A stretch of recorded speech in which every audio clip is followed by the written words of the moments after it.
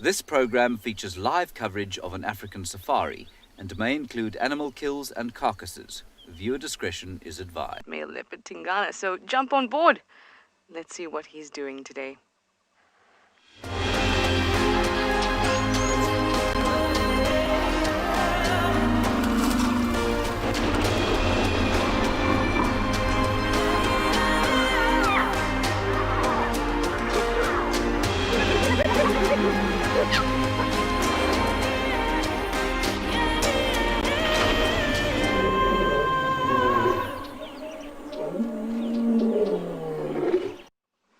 Good morning, guys. Well, what is Tingana doing this morning? He is napping, very much so. Hi, my name is Trishan and I've got Niels on camera this morning and we're very, very excited because it's Tingana and Tingana has a kill up in the tree. It's a very small kill. It's a steenbok from last night. And we're right out here on quarantine. How excited are you to see him? Because I certainly am. It was a bit... Oh, impala coming this way. He's so well tucked away at the moment that you wouldn't even be able to see him from the quarantine road if it weren't for the fact that Rex and I saw him last night.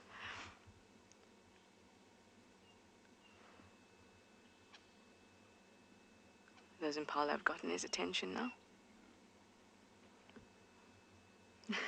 I know, guys, right? I was so excited when I saw him last night and I was like, yes, you stay right here because everyone would love to see you.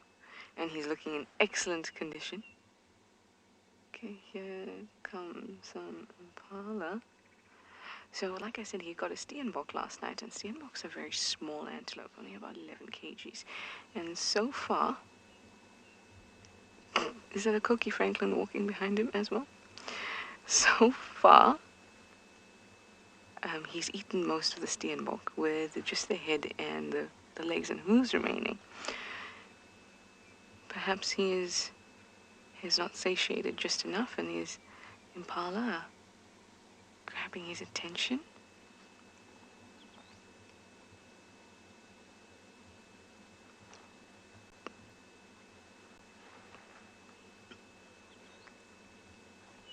Sammy Jane has a question for you, Tingana. Where have you been, mister? She says, which I assume would be in a strict tone. Well, will you please answer her? I've been walking up Calico shortcut and into Buffelshoek and then back again, because that's where we see your tracks. Amazing. All right, we're off to a fantastic start. Steve is out on Djuma too, and he's got a surprise for you. Good morning, everybody, and welcome to Djuma Private Game Reserve. Again, my name is Steve, joined by BK. And sorry that we're driving during that, but we've caught up with two little dogs. Jackal, not wild dogs. So they're just running along the road here. We just try and get them for you. Monogamous pairs. If we just go very slowly, we'll be able to see them. There they go. Male and female defend a territory. They'll visit any territorial mark that they have. Both will urinate on it. How wonderful. We found the poo yesterday in the tracks and now we found the animals. I know some of you out there get very excited when we find Jackal. And I get quite excited too. They're so much smaller than you think, aren't they? These are the... There we go. I stopped. These are the black-back Jackal. Oh, Kalina loves them. Oh, there they go. Just popping along. Running down the road. Kalina loves jackals. Well, I haven't seen a pair of jackals here in ages. Ages. I remember actually getting James in with the drone into a pair of jackals on quarantine, thinking it might have been some cats, and it turned out to be a pair of jackal. And we found their poo yesterday. The poo was full of grass and all sorts of things that didn't seem to be predator-like. But we learn. We learn every day. Obviously, they're very good at digging. They're very fast. There we go. Hello, wonderful. What are you looking for? Some bird's alarm calling. A typical gait of a dog is it's constantly moving. It's on like a little bit of a trot. I'll move up a bit here. So when you see the track, they directly register, which means when their front foot goes, their back foot steps directly there. It's one of the traits behind a jackal track.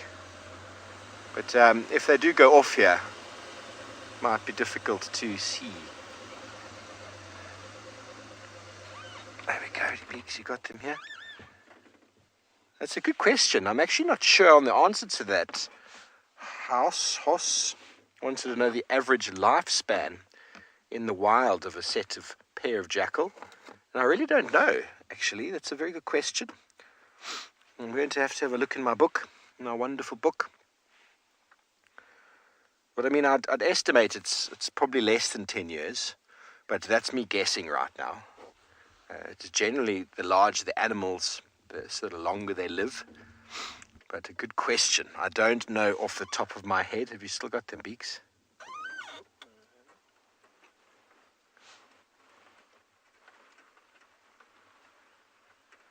Okay, well, I don't know exactly. I'll try find out the longevity of a set of jackal, but sounds like andBeyond and Ngala has found their namesake.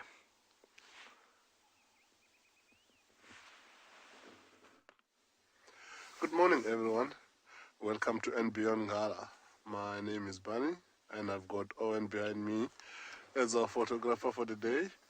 We have lucked out as we last saw the Birmingham Pride heading completely on the opposite direction yesterday afternoon. We're right on the central part of the property, almost to the east, maybe as the crow flies, a few kilometers away from Clara Dam when we last saw them heading towards Alfred Dam last night. So it's only the 5 lionesses, the adult lionesses, that are here, finishing on the remains that we can't see what it is, but looking at how small it looks it could have been an impala. So as we last saw them yesterday afternoon on the move, and we thought that they might be hunting, they were indeed, but the distance they've covered overnight to get themselves all the way down to here, it's amazing. For those that have been to Ngala and know Ngala quite well, you will understand that even driving from one waterhole to the other, Alfred Dam on the west to the Clara Dam in the east, it's a serious distance away. So I'll think that these lions have moved around for most of the night, tried to hunt, obviously would have missed some of the things, and eventually came all the way here and killed something. All the cubs are not here. There's no roast males. Even the young male is not here. It's only the 5 adult lionesses for now, and they are busy. The other 4 are just laying down waiting for the one sister to finish. It looks like the pieces they have had is already finished. She's eating quite fast as well. Chances are that they're not going to lie here for too long after she finishes what she has. But it will be interesting to see which way they're going to go, because I would think that the cubs would have been left to the west, maybe somewhere around Opi Dam, which is our waterhole in the central part of the property. And there is the other waterhole, which is a few kilometers away from here, called Clara Dam to the east. So the thing to find out from them today will be, are they going to go carry on heading east to try and hunt more before they reach the dam, or they're going to go back where we think they came from, which is up onto the western side of the property. You can hear she's feeding, it sounds like on the leg bone there, crunching quite a bit. If you look at that lioness on the background, the one that's feeding is really getting some work done there, crunching those bones. But butterfly, these are really beautiful lions. Look at this lioness here with the red face full of blood. Really, really beautiful eyes, but it looks like something might have caught her attention. How she's constantly looking on this eastern direction. So the cubs, wherever they are, we don't know. They might have joined up with the roast males, they might not. So we're going to sit around here and enjoy this lion finishing the kill and see what she's going to do. And we're going to send you over back to Djuma to go see the leopard.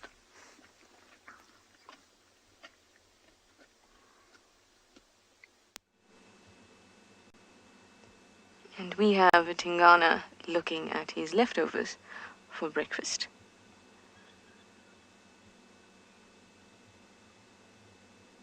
occasionally daydreaming. Every now and then he intently stares at his steenbok. Hello, gorgeous face. He's been yawning quite a bit.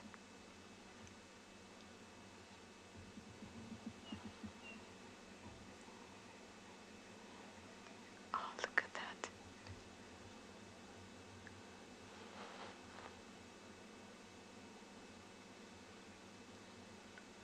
Isn't that just something? Yes, we've missed you. Very much, but you look fabulous. Yes, you do. Your teeth look great, your fur looks great, your eyes look good.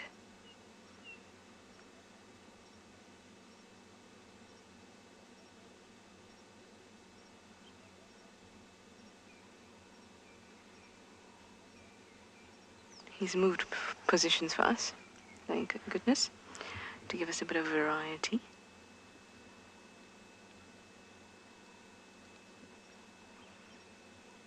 Such a good cat. It's a bit of a relief to see a leopard again. After so many weeks without spots, or at least for me. I can't expect to find spots when I'm on leave, but it just feels so good to see it again. And one of the most interesting thing about leopard sightings is not just the leopard that's in the sighting, especially when it's a leopard with a kill. It's everything else that tends to happen around it. The hyenas that come, the other leopards that might come along, the fact that they'll go up into the tree. Look at him. Sweet history, you say he's looking so regal. Well, he is the Duke of Djuma. Here he comes, our dominant male leopard, everybody. Claiming that this is still my territory. I'm looking fabulous.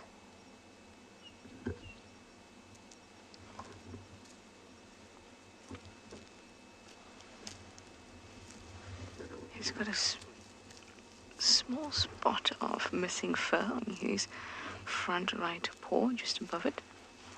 Apart from that, he looks great. Let's see what the mount looks like. Some salivation.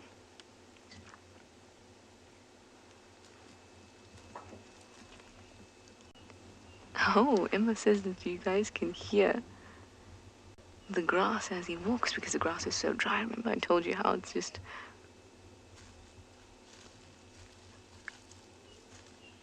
Oh, stunning. The bush is singing at the moment like bells and whistles with the dryness.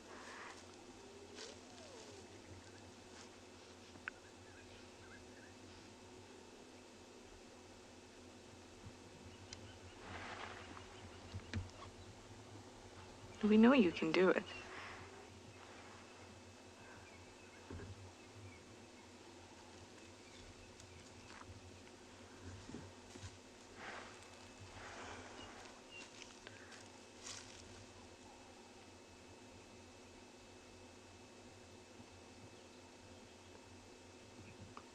Oh, there's quite a perplexed look.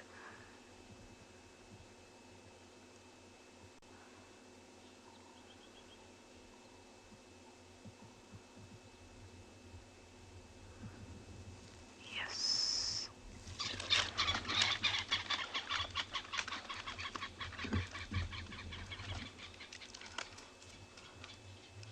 Well, it wasn't the easiest climb, and he is definitely more qualified to determine whether he can do it or not, and he needed to assess the tree very well before he took that leap.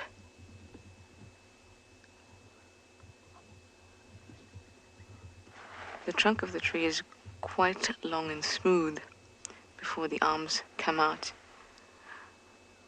So, good for him for the assessment. Alright, he's gonna find himself a comfy spot, and I'm going to send you over to Steve to see the glorious sunrise.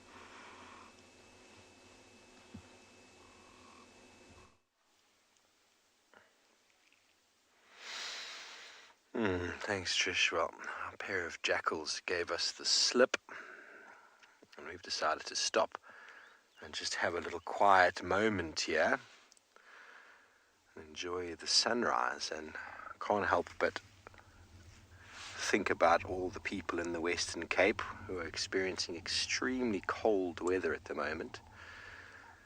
Any of you who happen to be up early this morning watching the show, I hope you are well covered in blankets and have a nice coffee, hot coffee at hand.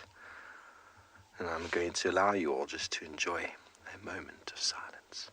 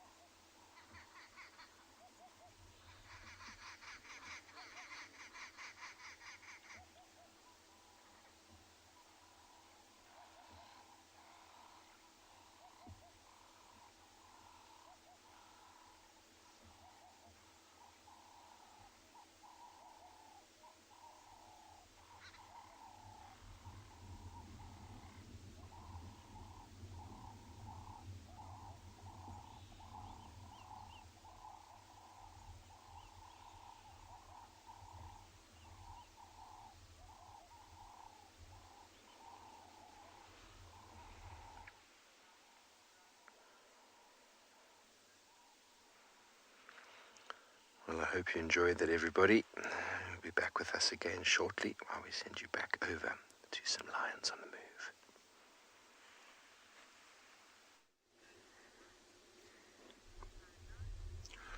So majority of this pride have got up and they started moving, and we didn't see properly earlier, but the one that's left here is one of the sub-adult cubs. It's not an adult that's finishing whatever has been left behind by that old lioness. And 4 of these lionesses have got up and they headed directly north from where she is, and we're thinking that they might be either carrying on hunting or heading towards where the pride has been left behind. So what we're gonna do, because this is a cub, we'll get up here and run, and the bushes looks quite thick, so we're gonna start and move and try and follow them. She's not gonna stick around here for so long. There is also a hyena coming and she's feeling left out. So we are gonna try and keep up. A hyena is possibly gonna come here and finish on the bones that are left behind. But I think let's try and keep up with lions and see where they go. So this is a little bit of a thick bush here, so we're gonna just we're gonna lose those. We're gonna try to maneuver quickly. The hyena is coming to investigate here, but I don't think he's gonna get much. We heard most of the bones were getting crunched, and those lions are moving quite fast. So we're gonna see. It's gonna take him time to get to where this carcass was, although he knows exactly where it was. But these lions, he's got a scent of lions. He won't trust the system to 100% believe that these lions are gone. He will take his time and just to make sure that it's safe for him before he rushes in there. So let's see if we find these beasts again. While we try and maneuver around here, there is a lot of holes on the ground. Like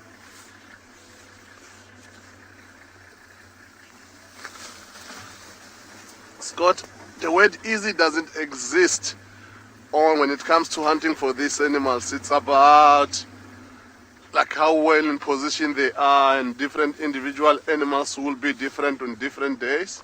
So some days impalas, because there's plentiful of those that they can catch, but I wouldn't say easy. So this thing has moved quite fast. I don't see where they've gone.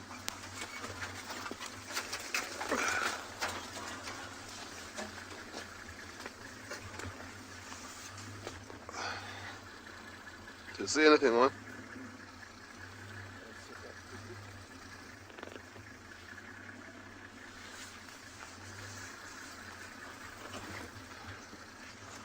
Now angry those boys are gonna be with me.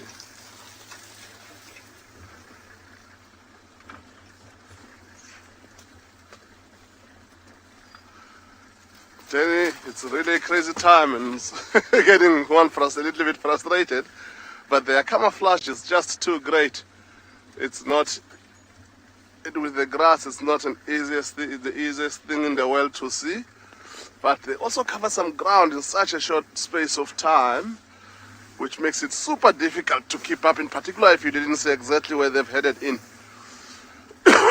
So like indicated earlier, a few of the adults left first, and then that cub got up and just ran to try and keep up with them. Unfortunately for us, we can't.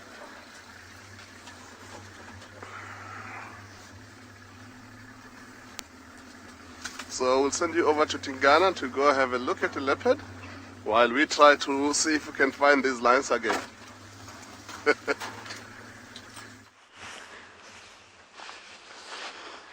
That's absolutely right, Barney. There's no easy kill. Every single animal is made to survive out here.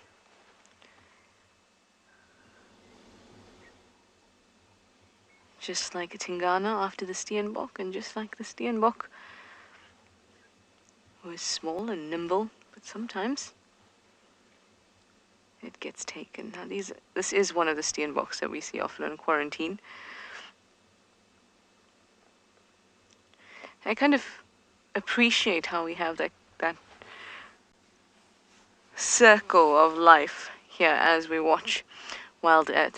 We meet characters, we lose characters, not just characters, but things that we see often, like these Steenbok that I know that I see all the time in quarantine, and now one of them is Tingana's meal. Just kind of reminds you about the beauty and the brutality of existence. I say my wisdom as he very funnily plucks the fur from what's left of his Steenbok. So as you have probably guessed, he has taken the Steenbok from the tree, the marula that it was in, and now he has dragged it to the base of this apple leaf, where he's very well hidden.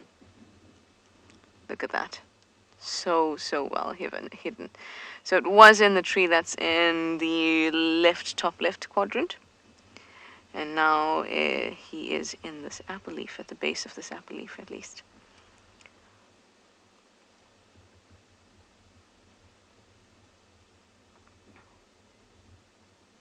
Yes, we still see you. There's not much left of that Steenbok at all.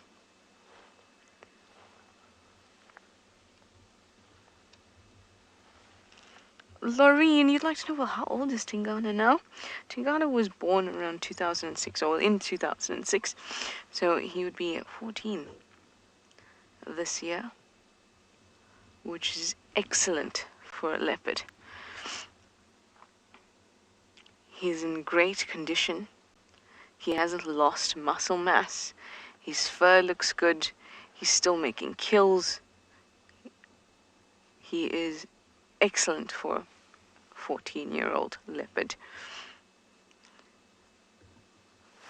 Out here in the bush, between 12 and 17, average mostly 15, is the age or survival of a leopard.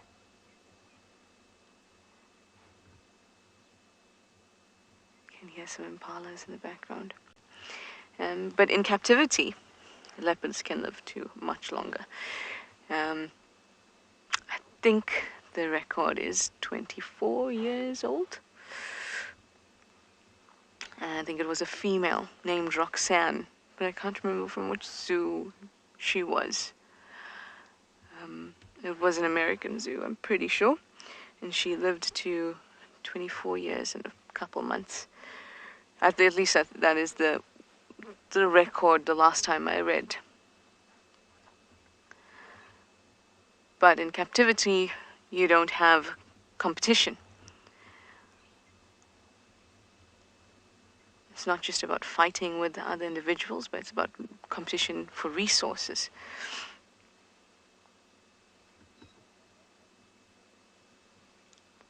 And in a zoo, it's basically all sorted for you.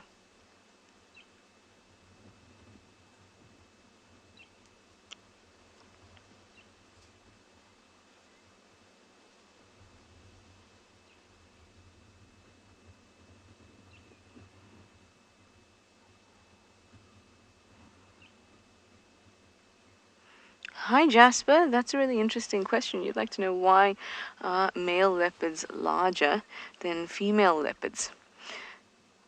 In terms of mammals, most male mammals are larger than females. This is not always the case, but most of the time that is the pattern.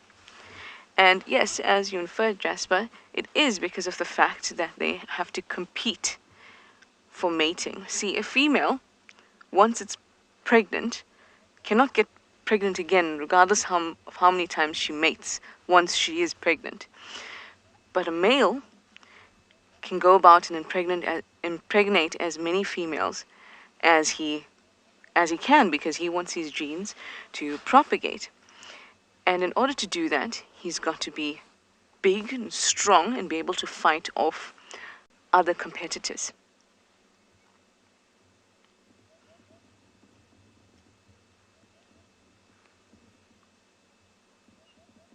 It's a very, very interesting. It's never a solid answer. They're bigger because of this. It's a combination of those things, and the mere fact that they are males and they have male hormones and more elevated levels of those hormones, means that their body can become bigger than a female's. But the reason for that is sexual competition, or rather competition for sexual rights, so that they can actually mate with as many females as possible.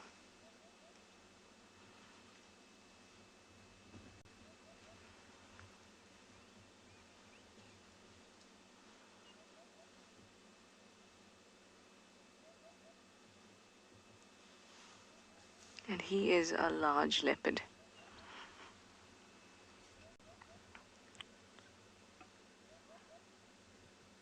The upper bracket for leopards' weight is about 90 kgs. And I think he's definitely in that upper bracket.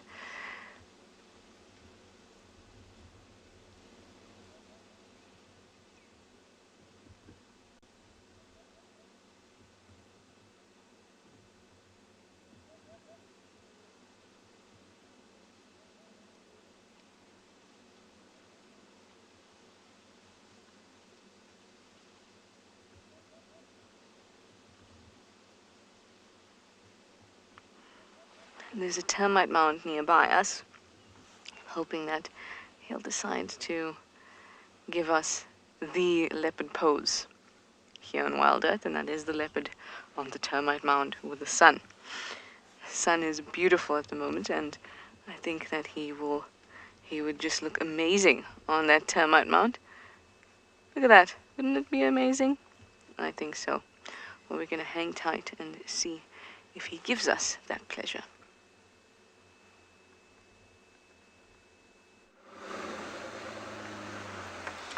Thanks, Trish. Well, wonderful to have Tingana. I know many people have been concerned about where he's been, what he's been up to, but there he is, as if he never left, on quarantine, doing what he does.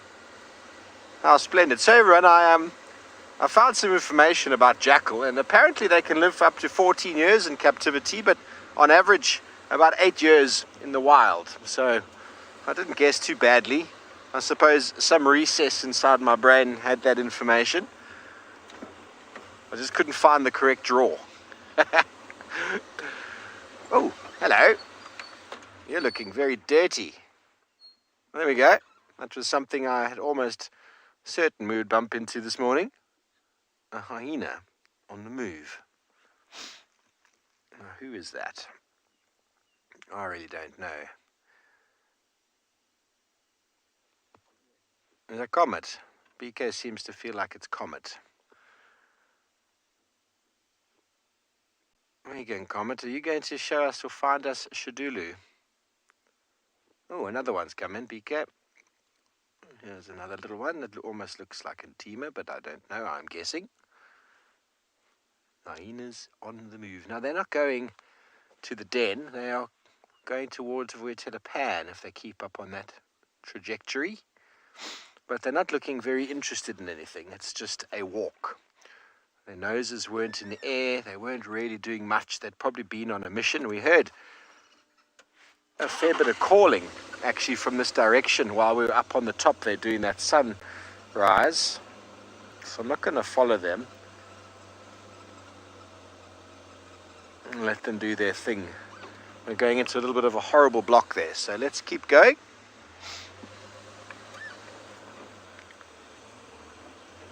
Buck, that's the thing I thought as well. Their faces looked a bit dirty. Whether they caught something or just scavenged something, it's hard to say sometimes. But they did look like they need to go and wash their face. Sticking hands into the water this morning and splashing in your face. I don't think that would be very nice right now. Don't worry, I've got a hot water bottle. Keep my fingers nice and warm. Yeah. That made me cold too, thinking about it. Shivers down my spine.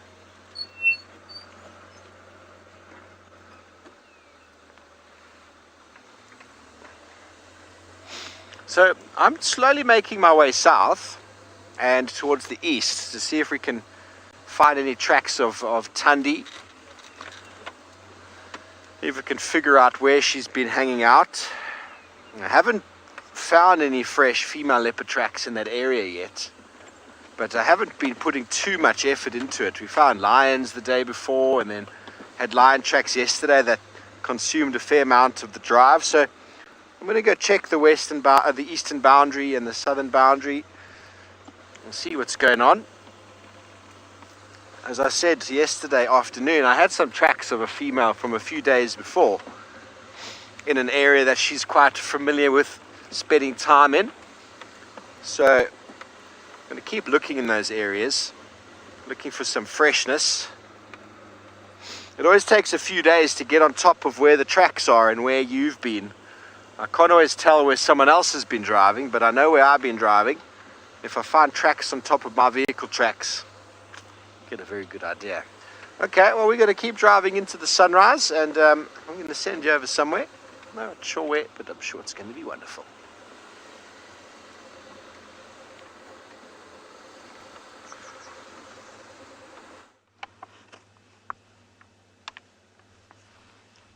You are, and you will. It is Tingana, eating, plucking. He has not given us our prized image just yet, but I don't think we can be choosy.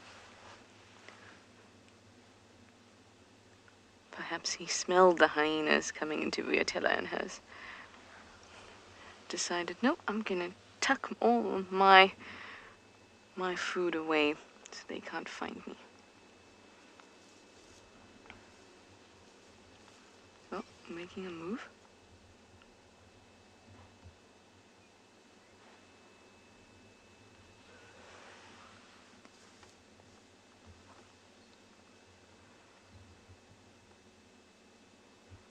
I'm not sure what it is that he's eating exactly, because there's so little left. It looks like the neck.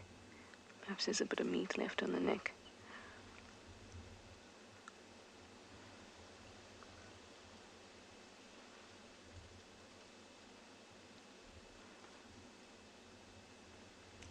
So well hidden.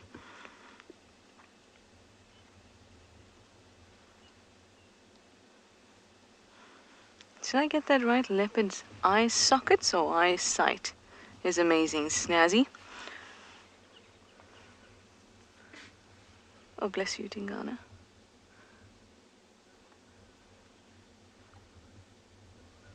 Eye sockets.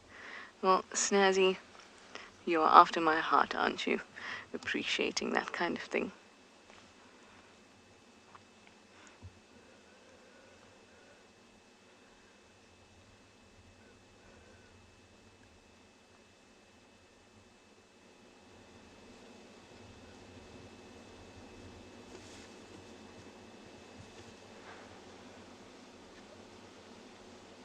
So the Steenbok, like I said, is about 11 kgs.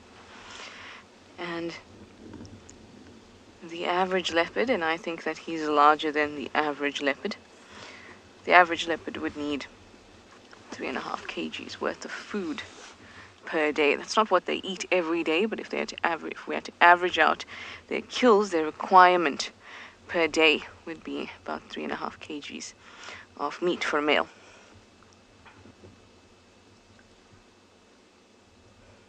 So he could go 3 days without eating much else. Well, actually, let's call it 2 days, because he's not eating the bones and he's not eating the head and the hooves, and that also takes up weight.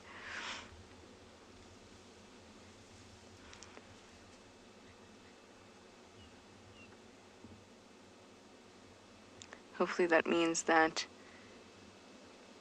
he will stay on Djuma and hunt on Djuma.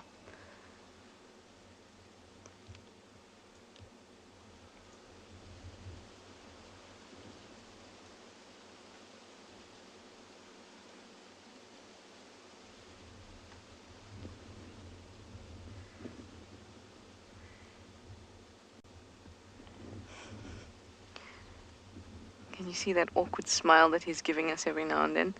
That's that's when the fur that he's been plucking off is now stuck around his mouth and he's trying to get it off. It's quite a funny look.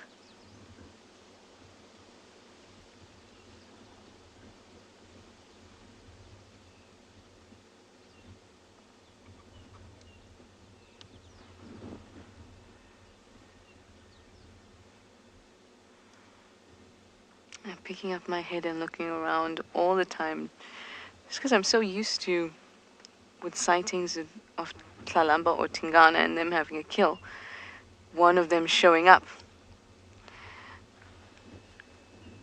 So I'm hoping that we'll get a glimpse not just of Tingana, but of our princess as well.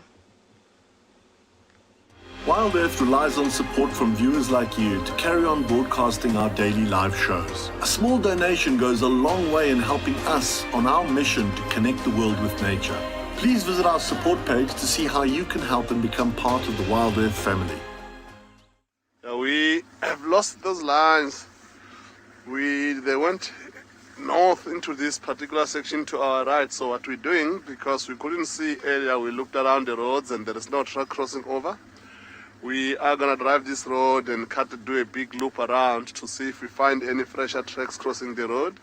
So we're not sure if they're just carrying on hunting or they're actually heading towards where they left the rest of the pride.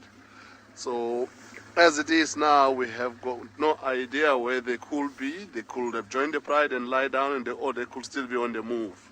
So we're driving and stopping and listening to hear if we can have any giveaways from impalas or any other herbivores that they're seeing danger in the area that we might respond to go see if anything is there.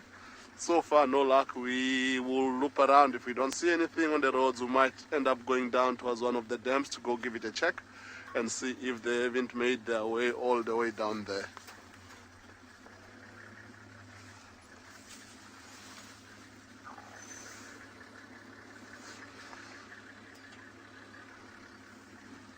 So normally lions, when they move quite in a slow pace, which makes it sometimes easier to keep up because they not often run. But this young calf that was staying in the carcass took us on a little bit of a wild goose chase there, make us wait behind with him to see as she finishes that carcass that they were feeding on, which looked like it was a baby impala. But after that, when she got up there, she just took off and ran through this tallest grass and thick mopanis and disappear for good for now. But hopefully we'll catch up with them if we pick up their tracks and see what they're up to.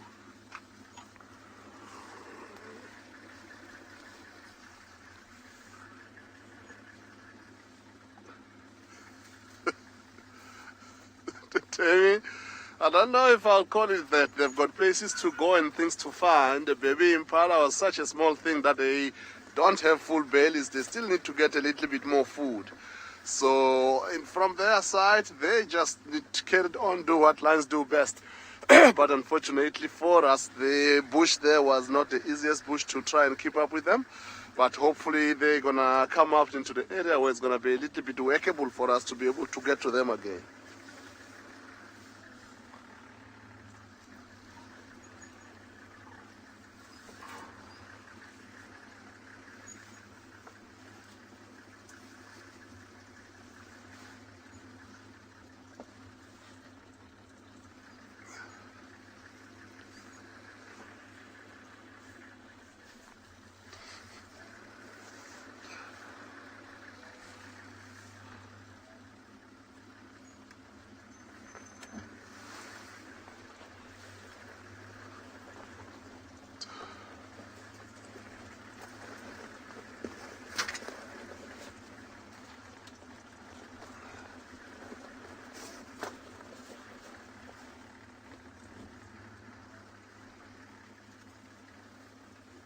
Why are you alone, Impala?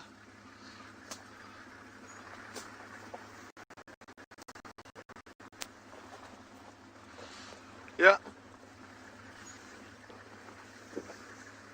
Cool. So we will keep on looking and keep you updated to see how things are going. In the meantime, we're going to send you over to Steve.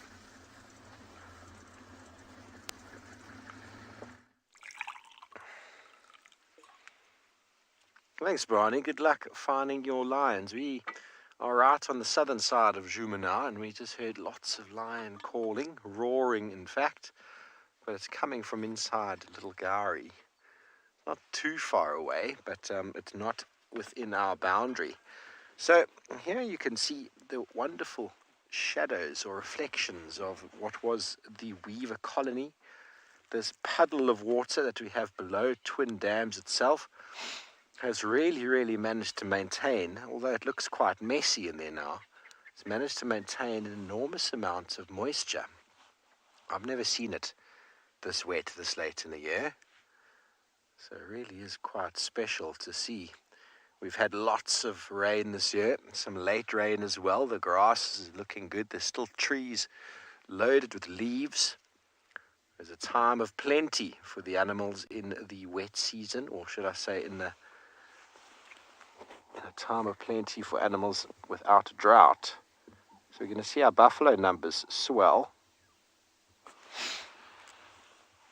And animals such as the wildebeest and zebra are going to take a bit of a knock. It's a natural sort of progression. Morning, are there any update?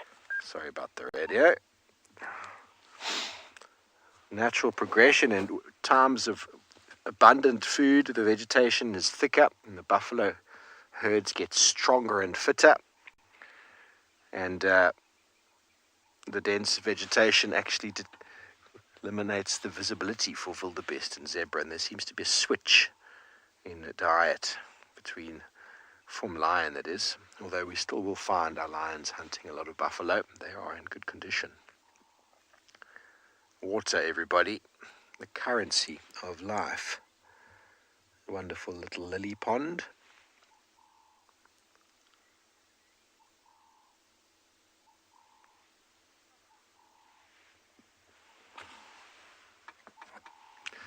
Safari Kitty, yes, the mosquitoes are still around. I've got a whole host of them living in my room. And they're not fun. They are not fun. So one of my favorite things to do at this time of morning, in the morning light, morning sunshine, is to sit at a watering hole and listen, wait for some birds and some animals perhaps, and pour a little cup of coffee. Cheers to all of you out there that have the same idea.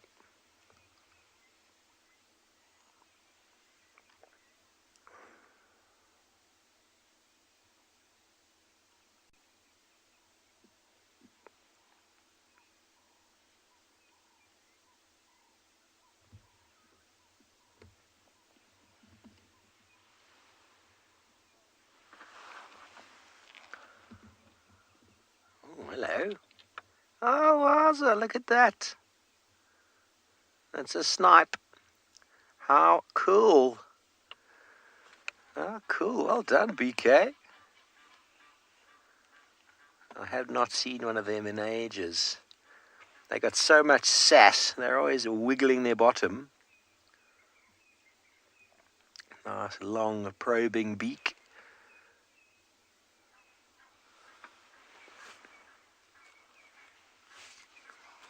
They always look in these thick sort of moist vegetated areas close to water for birds just like this. They don't often come out in the open for you.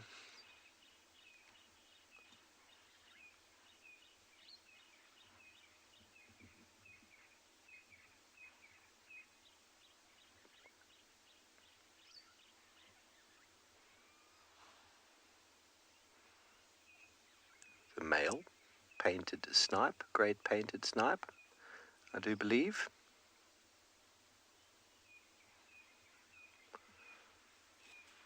The golden. Very good. Okay. Well, everybody, we're going to enjoy our snipe for a moment longer and enjoy our coffee while we send you back over to the Duke.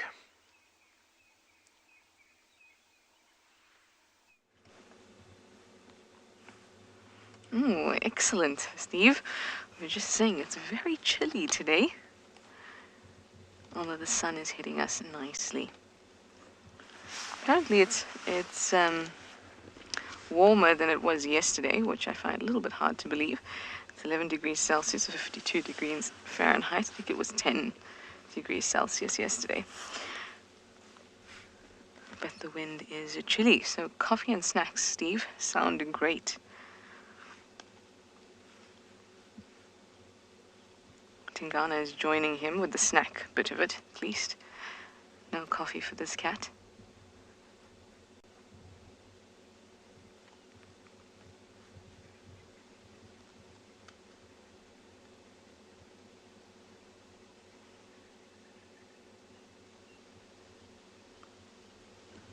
We can't exactly see what he's tucking into, or which part of the steenbok he's tucking into. But my only thought would be that the only part that's really left is the head, so maybe he's getting some nutritious brain.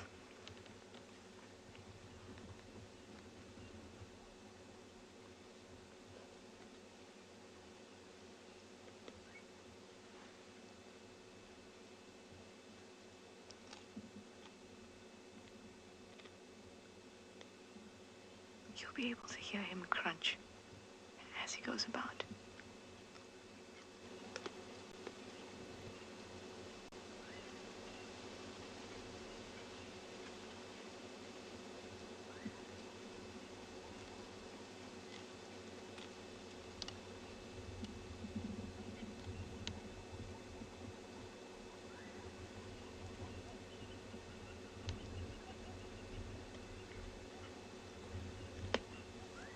That was a big crunch.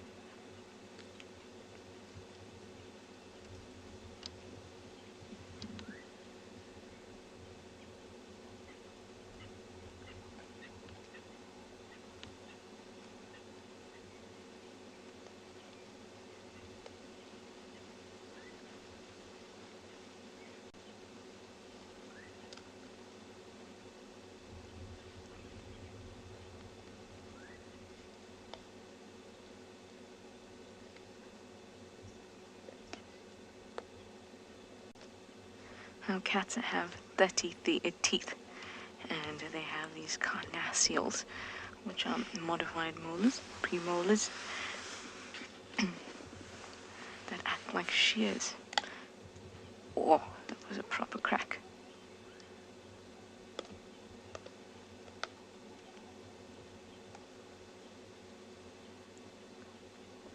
Very, very strong teeth.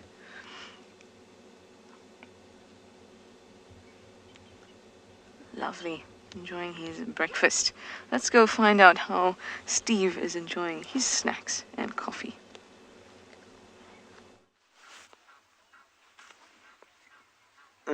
Coffee went down so well. We found another bird I haven't seen in ages. You see the one with the orange legs?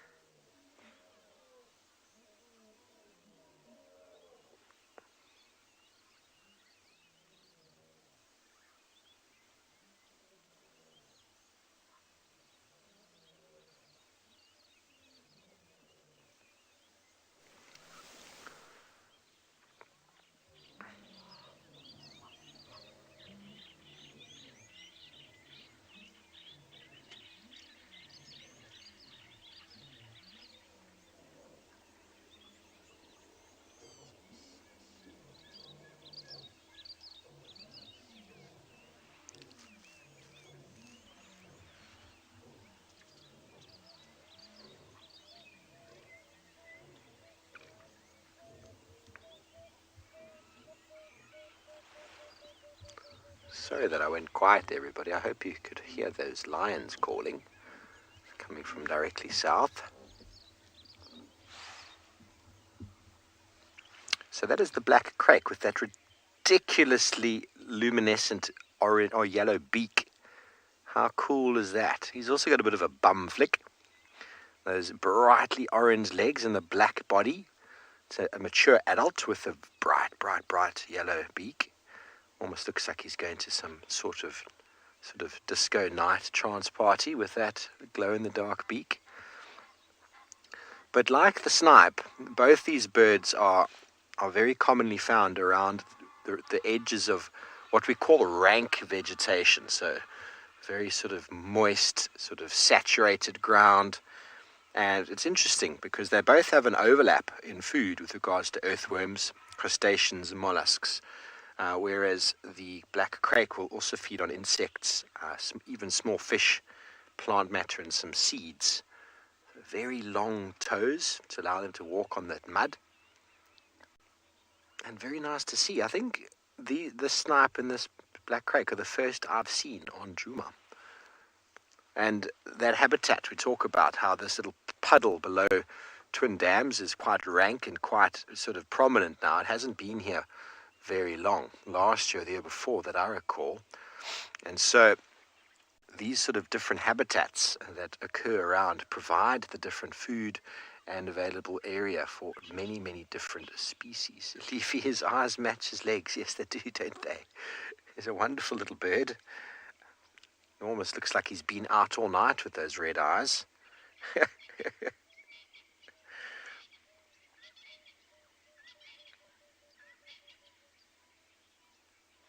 So cool to see. So I wonder if this is a new bird and if the painted snipe is a new bird for any of you out there. The painted snipe, interestingly enough, it's the one bird that the male is not prettier than the female. The female is a bit polygynous. It means she mates with more than one male.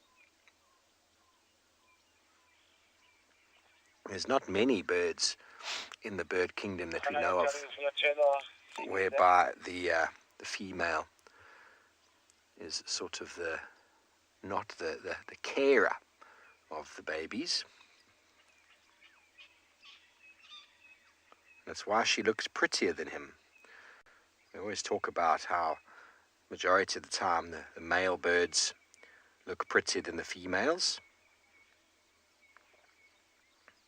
Very good. I'm very excited that quite a few of you have said these are new birds for you.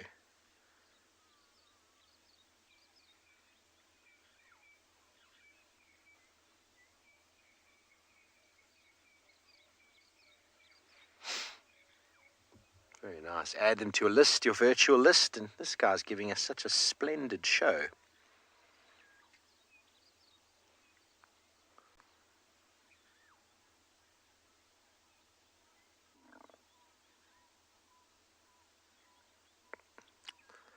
always makes you wonder, like, why such a yellow beak? It is quite an interesting design, isn't it?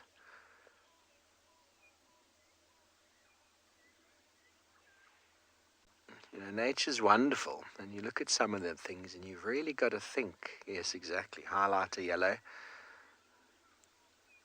They serve purpose, of course. I mean, the male and female are the same, but it obviously shows maturity, and it separates them from other of the same species. A few craigs that we find around. This is more of the common that we do find. The others are not nearly as colourful.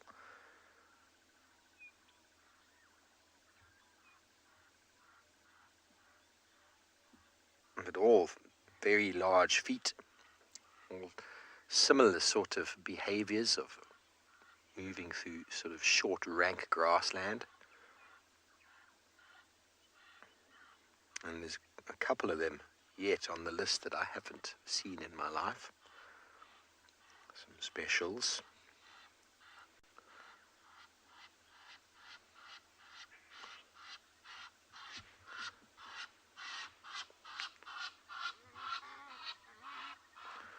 Okay, well, I mentioned earlier that it is relatively cold in the west. We're going to send you over to Dylan this morning to see how cold it is exactly.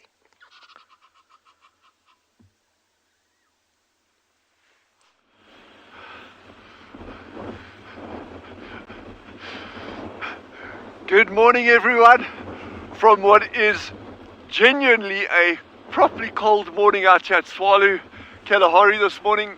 We officially hit -6 according to our weather data this morning, and that's the real field temperature. The actual air temperature is about -3, so it is pretty nippy. And but yeah, Genre is always with me, sitting on the back, hunched over. And he's got like 4 or 5 hot water bottles around him. Yeah, he's just really comfy. He's actually lying in his duvet or his sleeping bag there. But so he looks snug and warm. But no, I'm just kidding. But it's great having you with us again, even on a cold morning. I'm driving very, very, very slowly along here today. There was actually a sighting about an hour ago on this road of an African wildcat. And this is a species that I've been trying to find for quite a while. They are very common here, but they're incredibly elusive animals to actually see or get a good sighting of it. And we had that brief glimpse of one after the drive had finished the other day. But I really want to be able to not just see it for ourselves, but show all of you these little animals, because they're really, really cool. So we're just going along very, very slowly. We are going to head up to the rockstar meerkats later, but they're not going to be going anywhere soon. I lent my gloves to Genre this morning because he was so cold. But thanks, Jackie, for asking about that. I never wear gloves. I'm like a dinosaur. But we'll get a wildcat or a caracal. So weather like this is actually, believe it or not, very good for them to hunt in, because there's a lot of wind and a lot of animals shelter out of the wind on the ground behind bushes. So that's actually good hunting time for cats.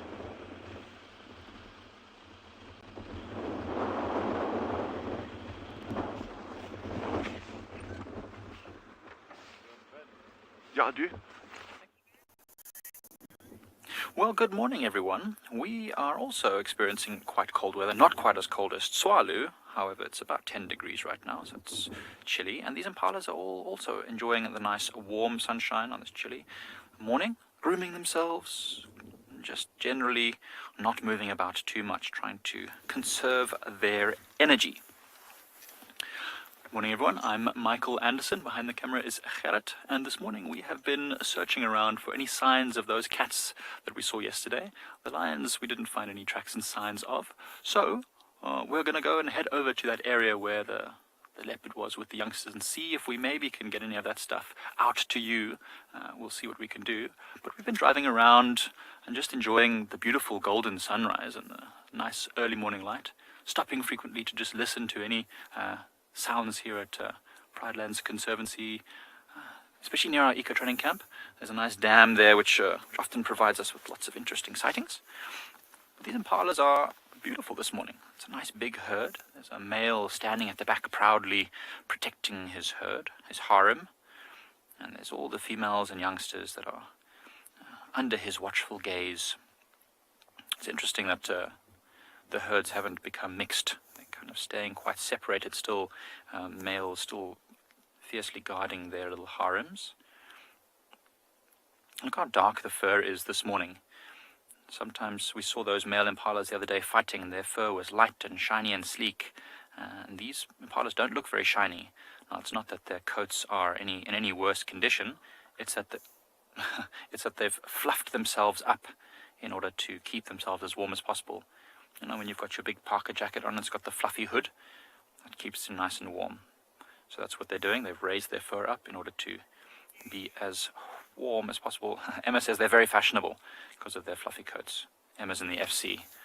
Yes, Emma, they are very fashionable. They are, honestly, for me, the most perfect antelope. Just look at how their body is shaped. Sleek and strong, a nice curved neck, and the males have just gorgeous horns as well, perfectly sized for their bodies. Oh, that looks so comfortable. Look at that one scratching behind the ear of the other. Man, if I was an impala, this is what I'd be doing right now as well. Look at, they're all scratching each other. This is called allo grooming. It's just a fancy term for grooming each other. And it's quite interesting. Usually, what you'll find is when one grooms, they'll get an equal amount of grooming back in order to, strengthen their social bonds and also keep themselves as clean and healthy as possible. But they can't scratch their own necks, so it's much easier to scratch each other's. You scratch my back, I'll scratch yours. So we're gonna just keep moving towards the area with that with those leopard youngsters, and in the meantime we're going to send you over to another leopard at Djuma. Yes, our leopard is still very busy. I'm just going to help somebody come in to the sighting.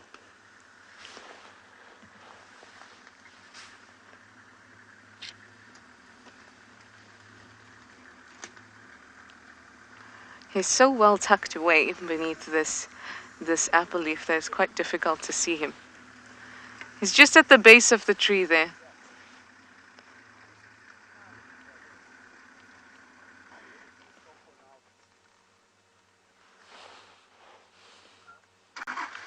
He's so difficult to see.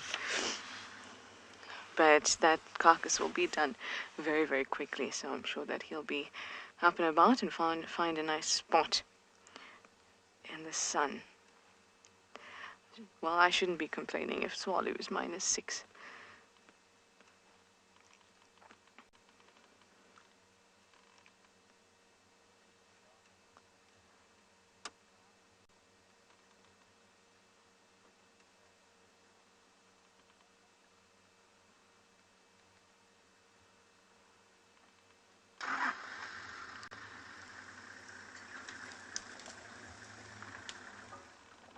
There's that beautiful face.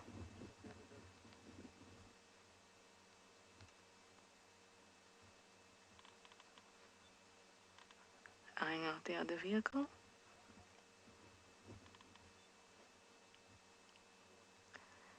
He's so used to the sound of our vehicles and things like that.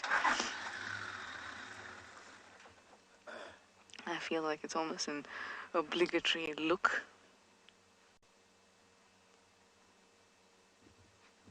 As opposed to it actually disturbing him.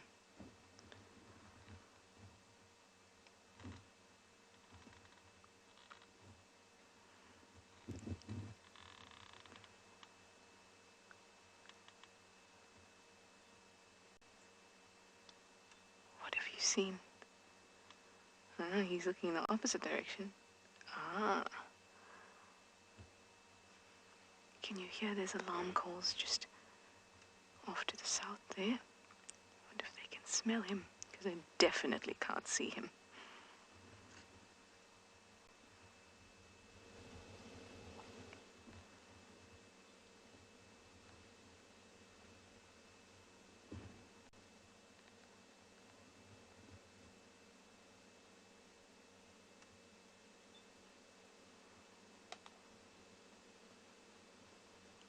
Some more crunching going on.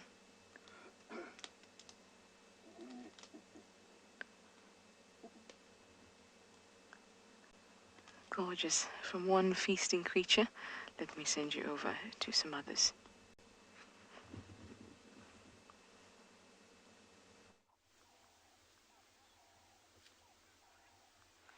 Thanks, Trish. Well, we found some more birds for you this morning, everybody. This is the southern yellow-billed hornbill that looks as if they are attacking a termite mound. Just trying to see exactly what it... Oopsie, don't fly away, boys. There could be ants moving around on the ground. There could be termites. Whatever it is, they're very, very small. Very good at flicking back their heads and munching.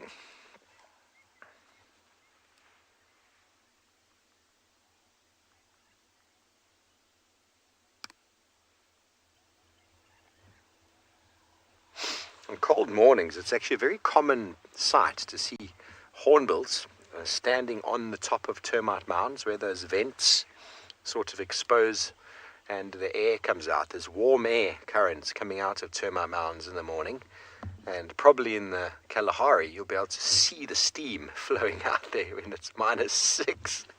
As soon as we linked over to Dylan over there and Emma told us it was -6, both Beaker and I felt a lot better with life. I don't think I've ever had anything below -2 without being on the slopes in the snowboard gear. I don't know why I would. It's so cold. It's so cold. Anyway, these guys aren't that cold anymore. The sun has surely arrived and it is warming everything up. But they are very, very busy foraging. There we go. He's on the top, PK. The one on the top there.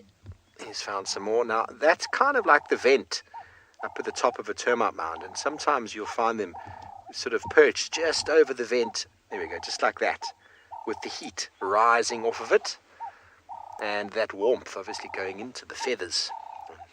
Basically like what we do when we go to a heater. We stand there, we rub our hands together at the heater to warm up. It's amazing how by warming those extremities we can warm ourselves up, and they'll position their feet in the right position. That warm air running through the sort of breast feathers.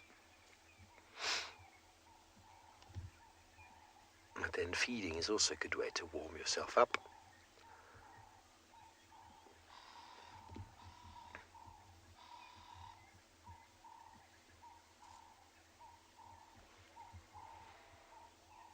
At least they do, don't they? Little gangsters running around. I love when you see these hornbills walking, one leg. Not when they hop, it's nice to see, but when they walk, they really do swagger. I'm a big fan. They're very pretty birds, although they're so common. They're a very common bird. You see them every day. If you miss it, you don't see a hornbill, or you go on a birding expedition in the savannah and you don't see yellow and red-billed hornbill, you definitely weren't looking, because they are some of the most common birds around. Obviously doves and hornbills, very, very common. Okay, very good. Well, we're going to send you from one bird over to other birds who are probably a little bit colder than these ones.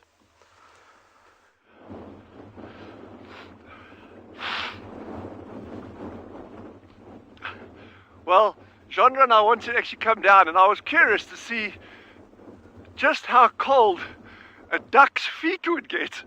And let me tell you something, a duck's feet, I think those duck's feet are pretty cold, because my feet are pretty cold.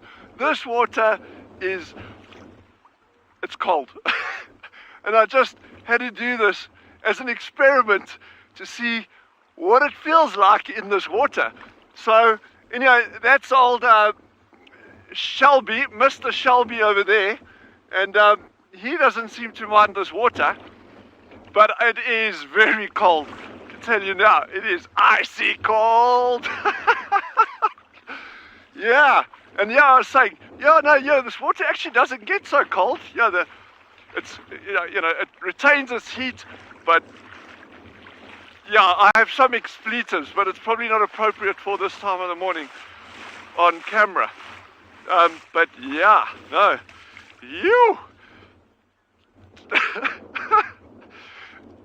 Lisa says I'm crazy. This is very cold.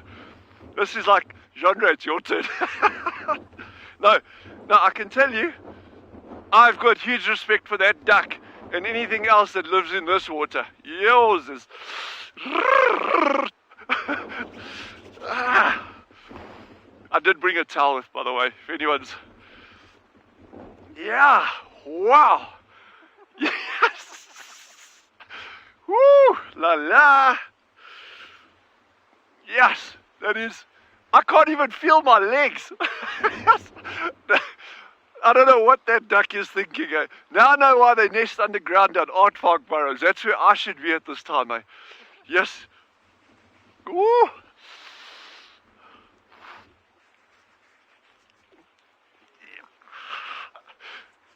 Jesus Christ.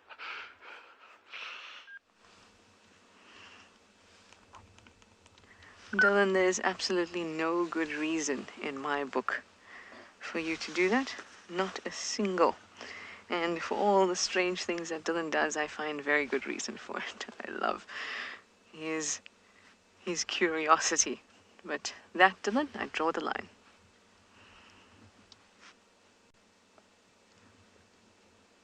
I feel like that's something Gendre would do as well. I mean, step into the water, not draw the line. Gendre doesn't draw any lines. They must be having the time of their lives together, those two.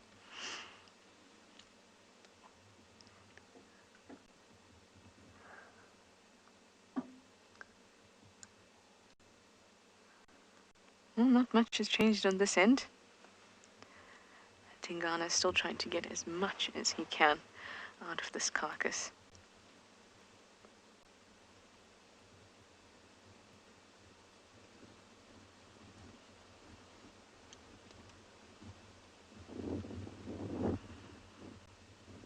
Now, all cats, including your house cat, are obligate carnivores, which means that they have to eat meat. Their digestive system is only suited to eat meat, and besides that, there's certain compounds that they can't synthesize that they have to get from meat. Some of those include retinol, arginine, some others I'm forgetting, and taurine.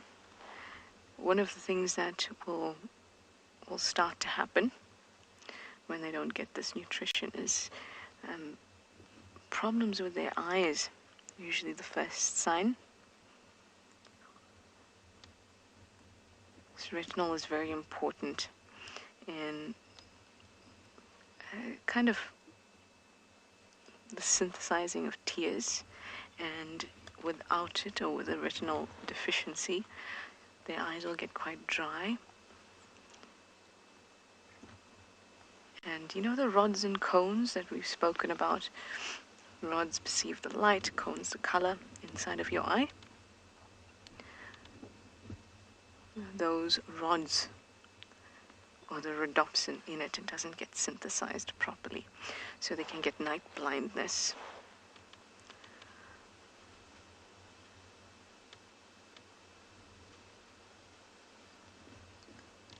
It's very, very important that they get good meals. And what doesn't help either is if that particular animal that it's eating has those kind of deficiencies, and even though they may look like they're eating well, they're still not getting the required kind of vitamins or nutrients that they can't synthesize on their own. George, you'd like to know if leopards hunt wild dogs and hyenas.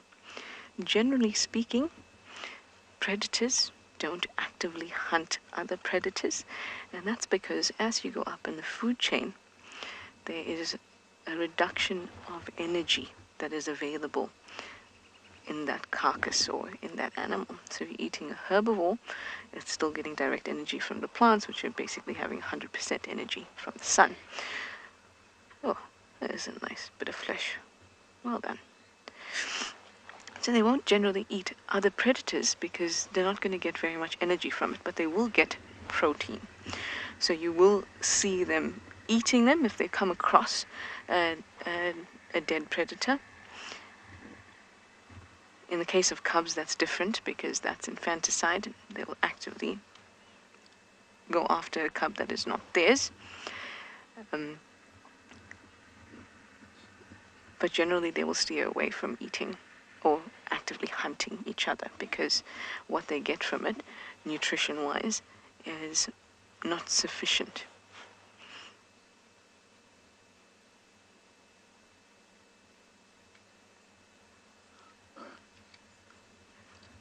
Leopards usually go after medium-sized prey.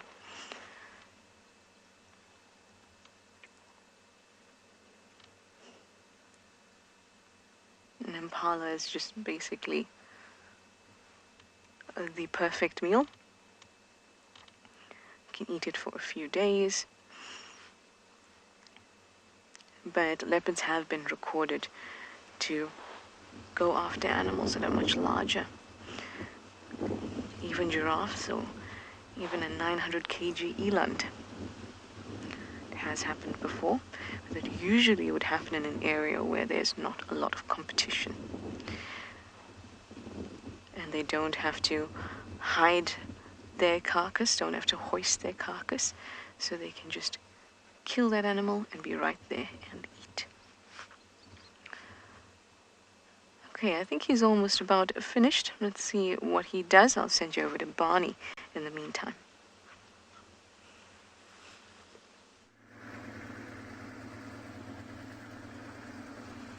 So we've done a complete full circle now. These lines have not crossed any of the roads. We've gone as far down as the waterhole to check if they were heading there with no luck.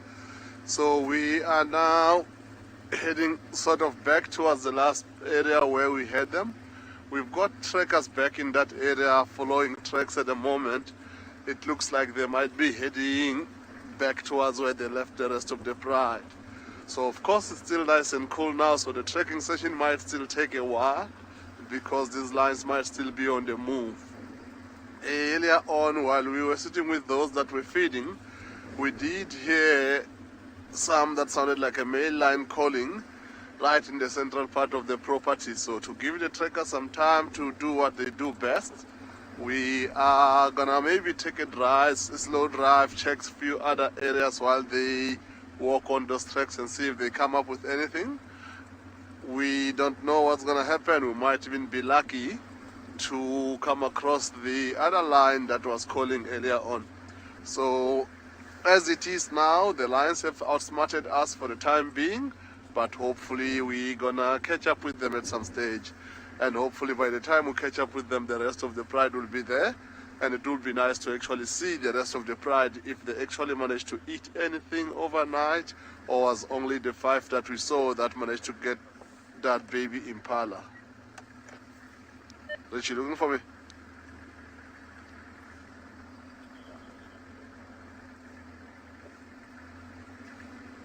Copy it in Tangan, let me them.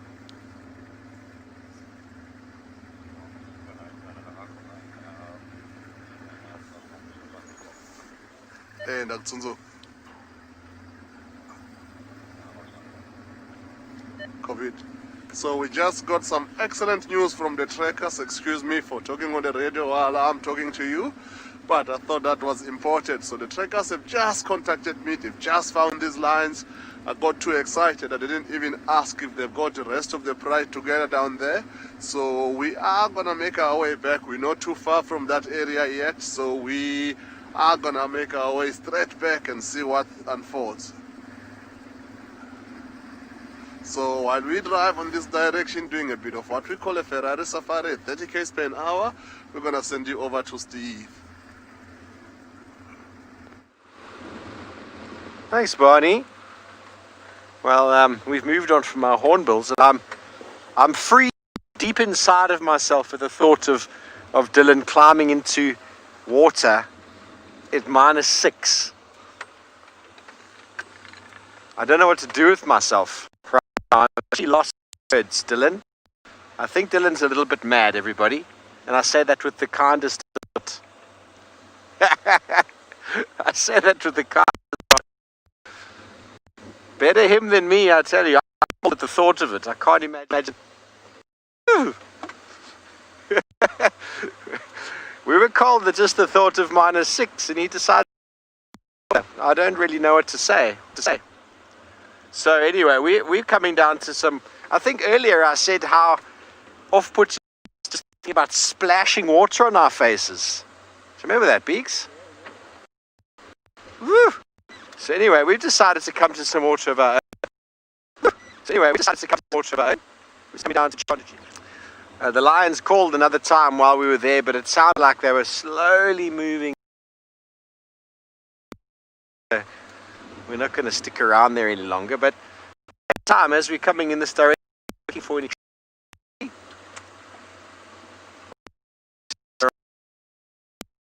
Kuchava as well as Subui, so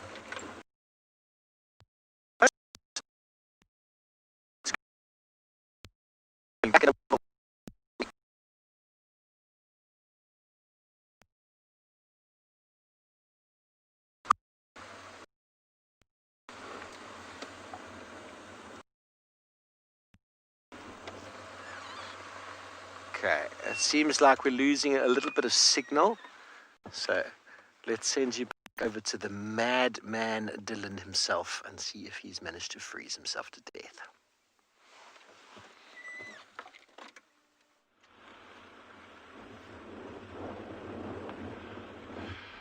I'm alive, but I want to know, I've got a question now. I want to know, how on earth do animals survive in temperatures like that? You know, a duck swimming around in water like that is, I've just got new respect for all of those things that live, and not even just the ducks, just thinking like the microorganisms living in a body of water like that they can tolerate those kind of conditions. And what was really interesting there was the air temperature is obviously very, very cold in that, but I'm actually, the mud itself that my feet were in, that is where that was incredibly cold. And so how do things survive in those kind of temperatures? I've just got new respect for things like that. Wow, wow, wow. So genre, now we've changed our tack a little bit here. What we're going to do is we're just going to keep going slowly through this area where we've got that wildcat the other day, and that one of our guides saw it this morning as well. Because if we can get a wildcat, I'm going to be absolutely ecstatic. And I said to Genre earlier, if we get a wildcat, I'll do a lap of that dam. I'll change my mind. There's no ways. Even if we get a pack of wildcats, that's not going to happen. But yeah, so I'm really holding thumbs. And what we found yesterday, that wildcat had obviously come out just after the sun was up. JP says I've got quackers. I think I have. But yeah, it's always just fun to try these different things, to actually experience or try in some vague way how animals are experiencing the environment. And it also just gives you a new appreciation for just how tough these things are out here. You know, they don't have nice warm jackets. Yeah, okay, you can argue that the duck has got all his down on and that kind of stuff. Yeah, sure. But still, I mean, you just think what these animals go through when these temperatures hit where they are now, -4, -5, -6. That's, you got to be tough as nails to survive in these kind of environments. And yeah, so I hope most of you are snuggled up somewhere warm with a hot cup of coffee, or yeah, hell's bells, that was cold, I must say. That even took me by surprise. I was like, no man, it'll be fine, it's not going to be so bad. No, it was bad. Yes.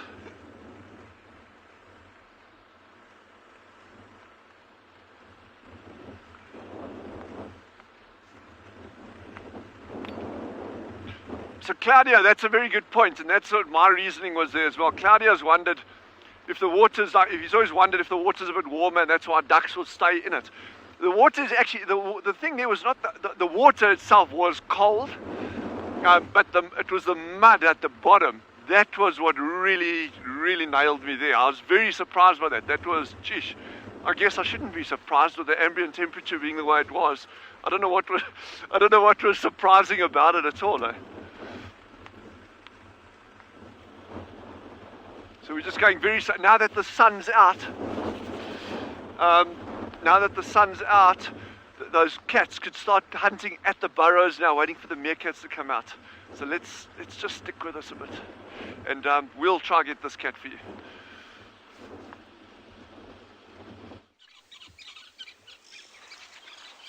Thanks, Dylan. Oh, I just can't think about it anymore. You and your puddle and pond.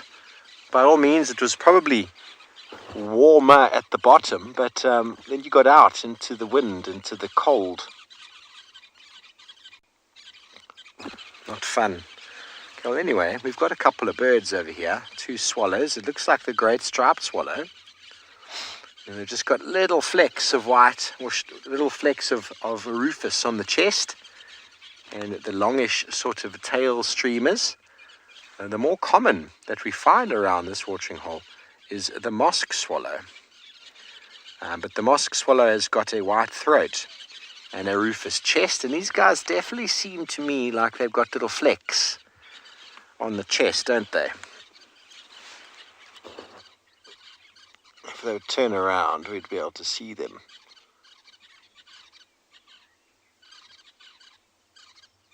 Looks like it to me. So we've decided to do a spot of birding this morning, as you can tell, seeing as we found some really cool birds already. Time to continue on. And we are at Cheetah, everybody. You could hear the buffalo weavers making a lot of noise.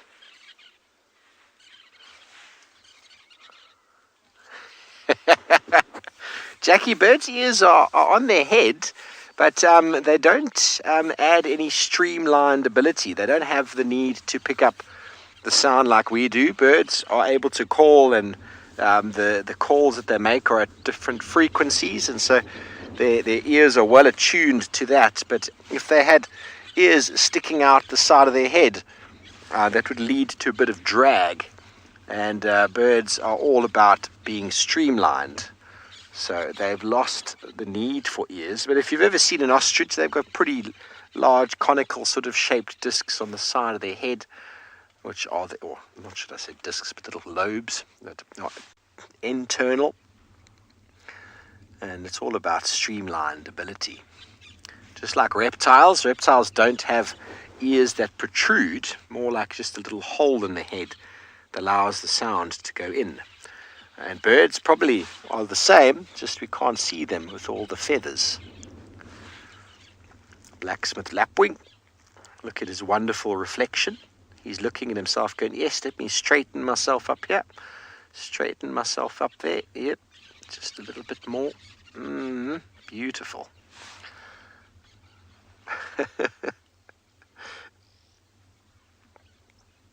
He's not shy to get his feet wet.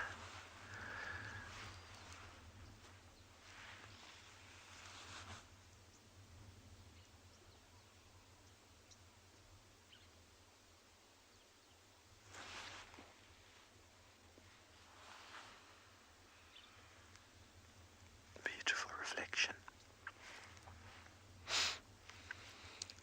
Megan, wonderful markings, aren't they? And I like it when they turn around, because if you look at the back of a blacksmith lapwing, they've actually got a sort of a portrait of themselves on their back, which is quite an interesting sort of shape and design. Hopefully he'll turn around for us and we can see it. That's what I see anyway. I might be completely bonkers. Whenever sitting in a watering hole like this, though, it's important just to pay attention. I've been here a few times when wild dogs have just materialized. Leopards materialize. Animals just come out of nowhere. I remember 2 years ago, spending 3 nights at a watering hole in the Timavati with 2 friends of mine. We stayed in a little upstairs sort of rondavel little house, very basic. And we were on the edge of this large water hole. And the amount of animals we saw was just next level. We saw 7 different rhino sightings, 3 different lion sightings, 2 wild dog sightings, wild dog chasing an impala in the water, hyena, jackal. We didn't see a leopard, but that doesn't mean one didn't materialize. We weren't obviously keeping vigil the entire time, but what we saw was unbelievable. So staking out watering holes is quite a common practice for people on safari. If you do find yourself going to the Kruger National Park as a self-drive tourist, you'll probably find some wonderful water holes, and you'll park up there, and binoculars are essential. And you'll just park up there with your coffee and snacks and just wait. Anything could happen at any time.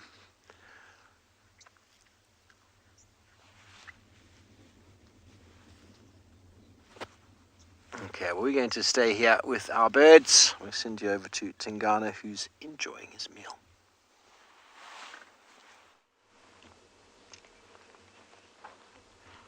Steak. I was about to say steak is Steve. Steve is one of the best staker-outers of water holes, but he is not a piece of steak, no. Well, we've got a bit of a different angle of Tingana. As you can see, he's really, really well hidden by the sickle bush and the grass. We're trying to get his face, basically, but we are struggling. He will move soon, though. He's kind of got himself a bit of a sickle bush tent.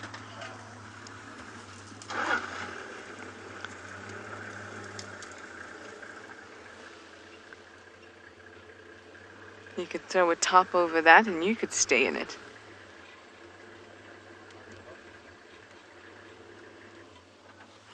As you can imagine, everybody, even on the reserve, is just very, very happy to have Tingana back. So it's a busy sighting. I haven't had one of these in a long time. It feels like a bit of normality returning.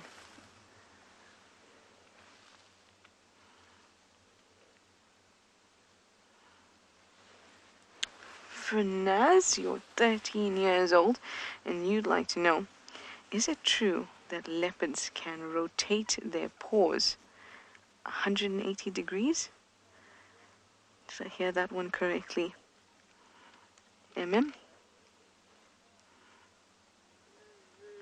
While they do have, oh, I know that they have flexible joints in their ankles, as well as their wrists. I'm not sure if they can rotate them 180 degrees, but I will have to check for you. But I can't say that I've heard that one before.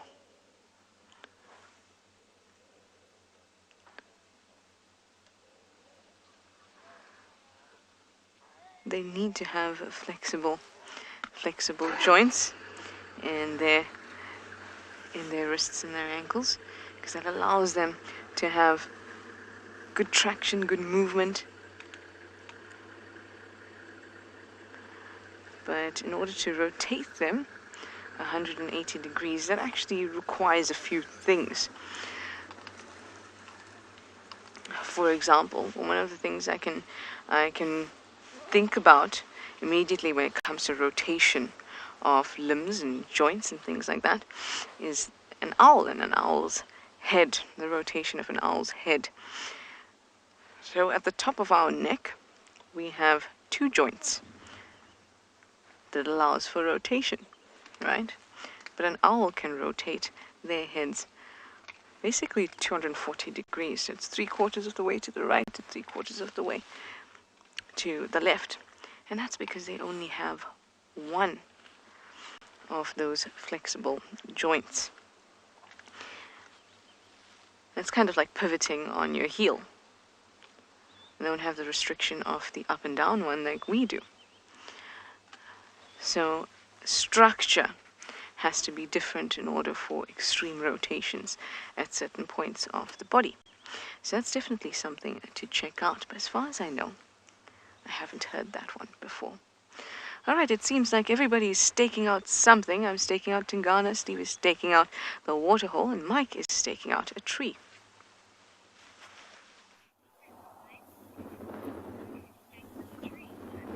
Yes, so we are staking out the tree. This is exactly the tree that we saw the leopard cubs in yesterday, and we've just seen the mother just before you guys came to us.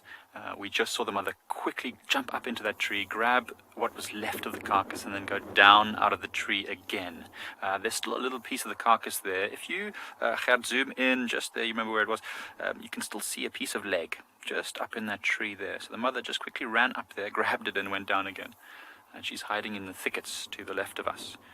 She's not a fully relaxed leopard. She hasn't had a lot of time with vehicles, so she's a little nervous, so we don't want to go any closer and disturb her anymore. So we're just going to wait here and see if she comes out. We've seen a youngster as well. One of the leopard cubs was also in the tree, and it's come down with a piece of meat as well. There's a lot of movement around here, so it's important that we stick around. Part of the habituation process to get them used to the vehicles and knowing that we're not a threat to them. But yeah, it's very interesting. A lot of cool stuff. Scott has asked how we differentiate between the different leopards. Well, Scott, it's a good question to ask. We've actually figured out through looking at the footage from yesterday that the leopard that is here is called the pixie pan female. You've also, or some of you have seen her already with Taylor when she had her youngsters on another kill in a tree a couple of weeks ago. So both these cubs and the mother are still here, the pixie pan female and her youngsters. It's good to know. They're both females as well, the young ones, which is great. Now, the reason we can tell the different leopards apart, Scott, is because they've got very, very distinctive patterns, especially on their faces. For example, on the cheeks of the leopards, where the whiskers come out, there are little spots above the whisker lines, and that often is quite distinctive. For example, the two cubs are, one is the 2-2 female, which means it's got 2 dots very prominently on either cheek, and the other one's a 2-1 female, which means it's got 2 dots on one side and 1 dot on the other side. And then sometimes above the eyebrows there'll be very specific lines and markings, and that's really important. So we have to have lots of pictures of the leopards' faces on both sides of their faces so that we can slowly begin to identify which ones are which. I really wish you had been here a few moments ago when that leopard just jumped up into the tree. It's amazing how agile they are. That's a tall tree, probably about 5 meters tall, that tree, and up and down that like it was nothing. It's really good to see that they're doing super well. Well, it's great to know that these leopards are still thriving around here, but let's send you over to Trish where you can see Tingana's spot pattern.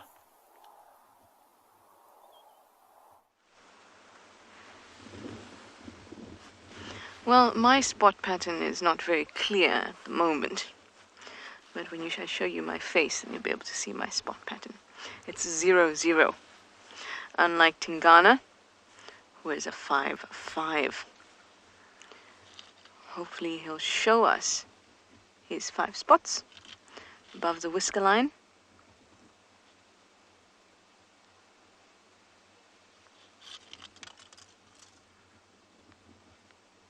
Oh, Emma, that is too cute, I have to tell the viewers.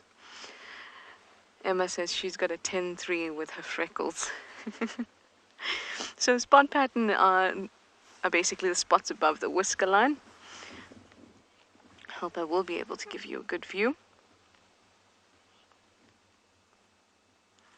And that's a great way to know generally which animal you may be looking at. So you use your spot pattern, the area that you're in, so you know which are the territorial leopards in that area,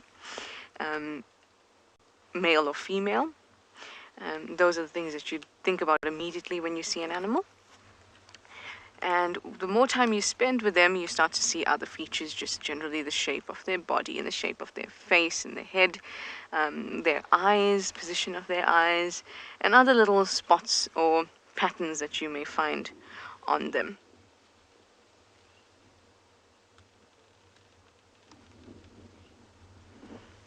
Tingana looks like he's got a butterfly that's sat down between his eyes with wings open.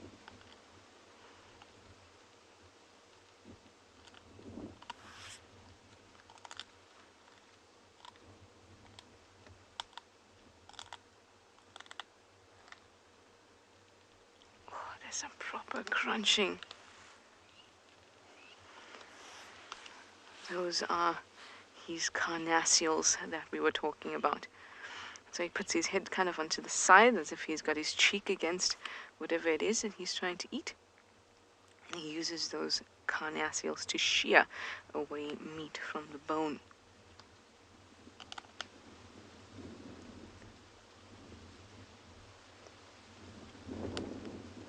Really, really strong teeth. These canines, not really used for eating. Canines are used to make a kill. They're not very useful when it comes to eating. I mean, you and I know that too. When we're eating, we might bite with our incisors, the teeth in the front, and then we chew with our molars in the back. But our canines, we don't use them that much when it comes to eating, or especially in the case of carnivores that have large canines.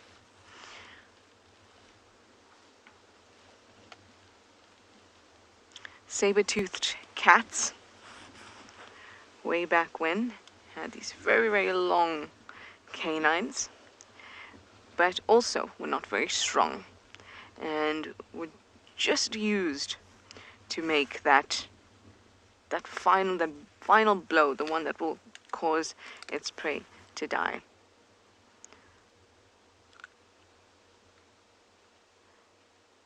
And in the case of saber-toothed cats, those were also very brittle teeth, and most fossils found of them have those teeth broken.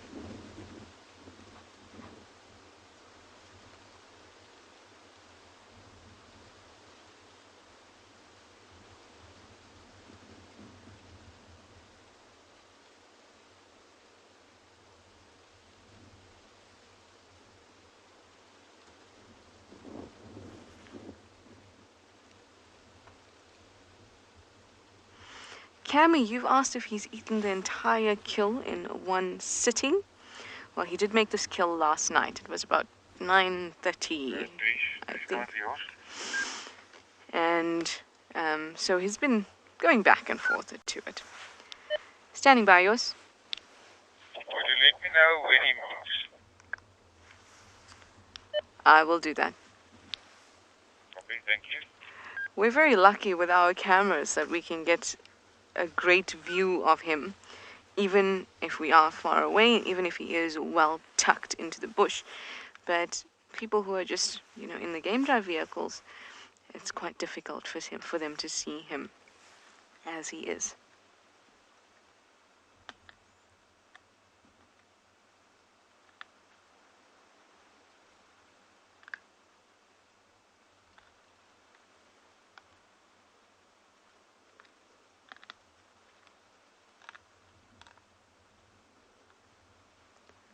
That's some proper crunch.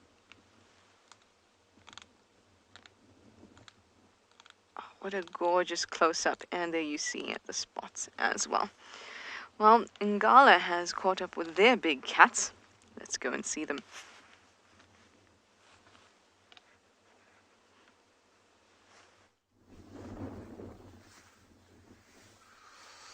Yeah, so these lions have covered some enormous ground from where we last saw them feeding. In such a short space of time, they easily covered maybe 3-4 km, if not more. But they have not reunited with the rest of the pride. Still the 5 that we had earlier on. They look like they're just taking a break. I don't think they're settling down for the morning here. It looks like they still can move more. You can see it looks like they had something on the grass, but the wind is pumping at the moment, so it could be just the wind. But you see how they're all turning around and they faced exactly where they came from earlier on. So as they're lying like that, their sense of hearing is much better than ours. So I was surprised if they heard anything that's interesting for them to deal with that we didn't hear, because as it is now with the wind, we can't really hear much past what they. So the three of them are still quite alert. They haven't had time to clean their faces with the blood of that baby impala that they had earlier on, but the other two are completely flat out. So you can see their bellies are not looking, some of them are looking full. This particular female in particular, she looks much more fuller than the rest. So she might have been the one that caught that baby impala and managed to get. Yeah, they're really adorable indeed. And yeah, so some of them are looking more fuller than others, but then they could still do with a little bit more food. So the direction that they headed on is the same direction where their tracks came from earlier on in the day. So we're thinking that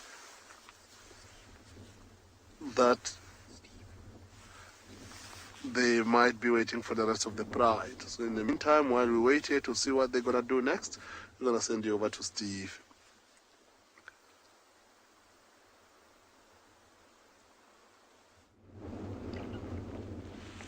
Thanks, Barney. Well, good luck keeping up with the pride there. We moved on from the watering hole thinking that the wind that was blowing across the water was cooling us because it was getting very cold.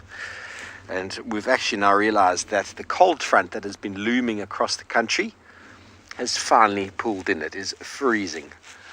The hot water bottles that both myself and BK were using have diminished in heat, given off all of their warmth, and the icy wind is cutting through us. Brrr, with a capital B.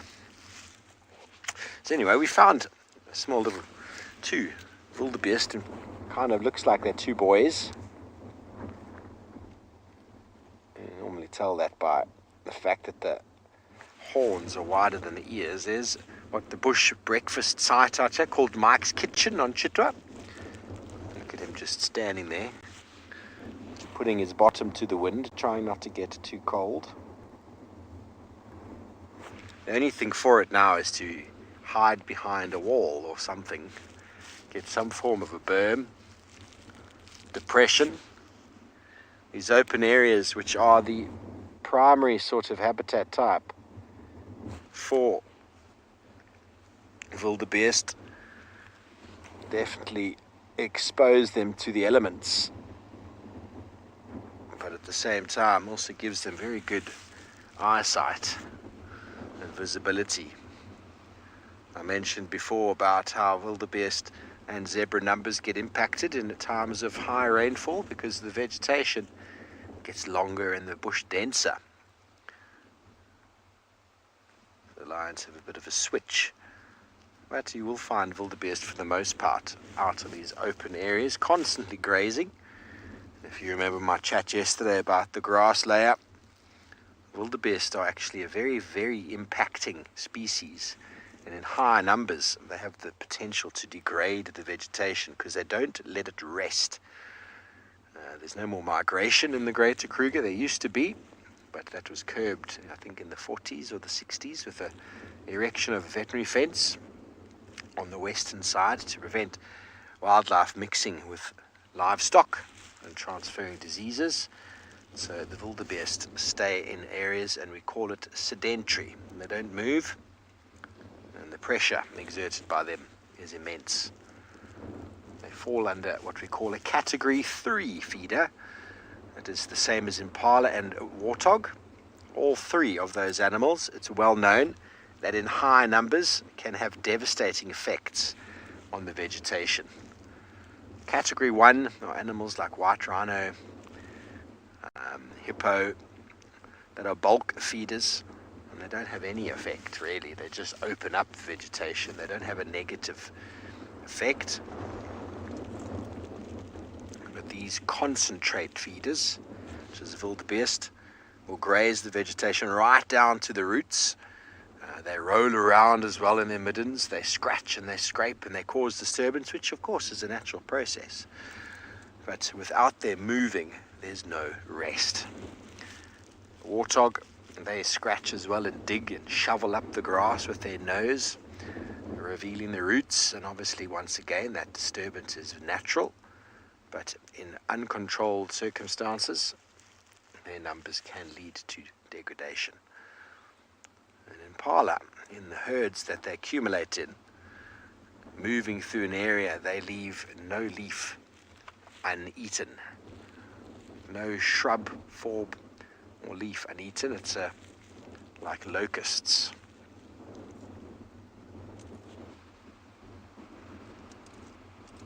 Bobby, wildebeest are extremely interesting animals. They are a very strange looking animal, but interesting nonetheless. And I think just still being able to witness them in the Great Migration in Kenya, I've been posting many photos of that recently, of my exploits last year on Instagram. And it is really wonderful to see them. There's obviously called the white bearded gnus up there. These are the blue gnus. But very similar in many respects. Herd animals, moving in large groups. The males follow the females and will develop territories over a period of time, and then the females will move, and then the males will realize that the females have moved and they'll follow. So that sedentary nature is natural to them, but then when no one's visiting them, they leave. But here, they just stay, and wildebeest males will live their entire life in a small area. There's some birds in front of that one, BK. What have we got? There's a crowned lapwing. Of course, we're always going to bird while we are watching animals. Crowned lapwing loves the exact same habitat that wildebeest like. These short grasslands, very open, unlike the blacksmith lapwing that also you can find out here. They're normally more similarly associated with open areas closer to water, where these guys are a golfer's nightmare. WildEarth relies on support from viewers like you to carry on broadcasting our daily live shows. A small donation goes a long way in helping us on our mission to connect the world with nature. Please visit our support page to see how you can help and become part of the WildEarth family.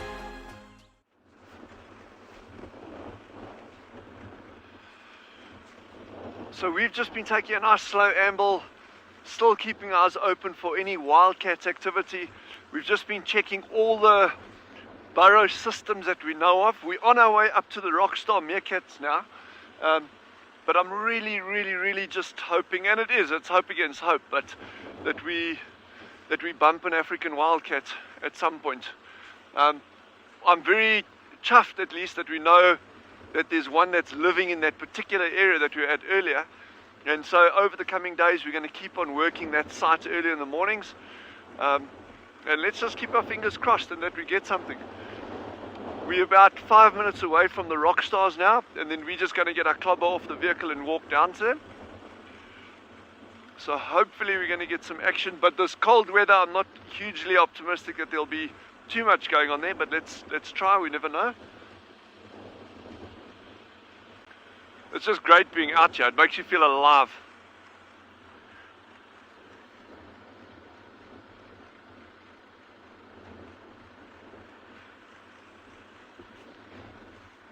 So Shani's asked a very interesting question in terms of these cold fronts and how it would affect the blooms of flowers in different areas of South Africa. So those of you who don't know, there's a really incredible display that gets put on in terms of wildflowers in an area of South Africa called the Makwaland, and that's normally a little bit later in the year, in another month and a half's time, that's when they're going to be starting to come out, those flowers. So these cold fronts will actually, should have pushed through by the time that those actually start putting on a real display.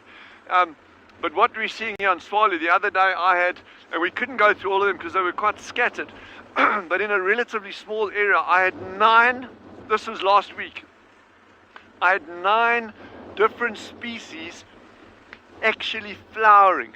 So these are tiny, really nondescript looking little things. Well, they're stunningly beautiful if you're up super close.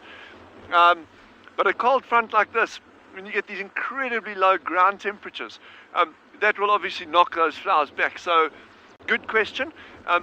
But also a lot of plants actually these cold snaps are actually really, really good for weeding out the weaker ones, that kind of thing. So it's not all bad. Cold snaps are actually very, very good.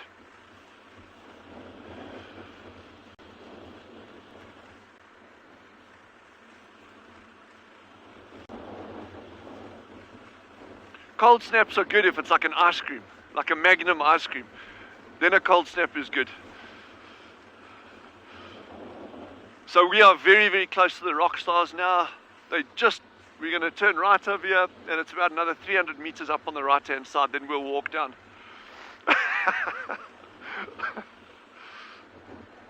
But it is a gorgeous morning out here. Yes, every morning out here is gorgeous. It's absolutely the best in the world.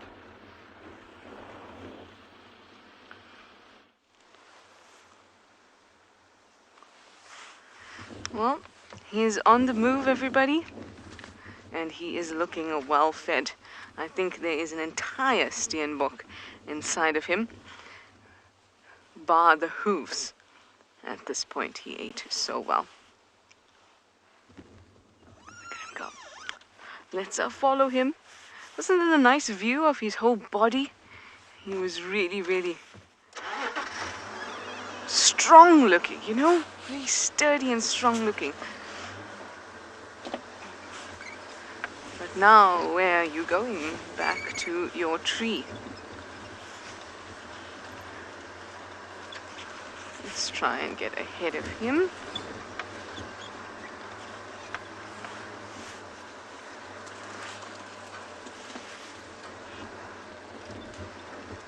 Hold on.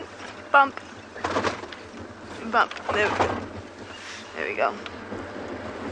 Let's get a nice look at this beauty.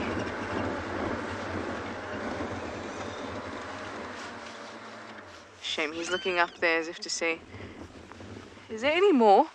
Is there a second steenbok?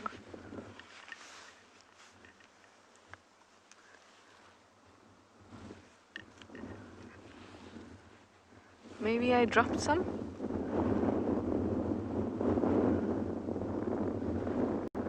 Oh, good for you. You did manage to drop some.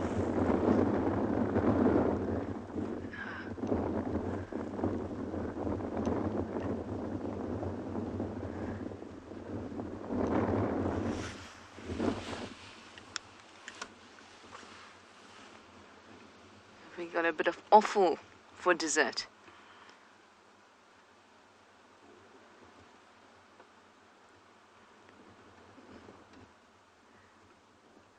Lovely. Oh, that.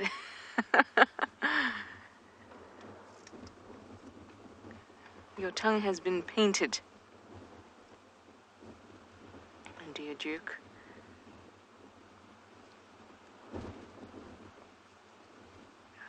You can hear the wind is really, really picked up.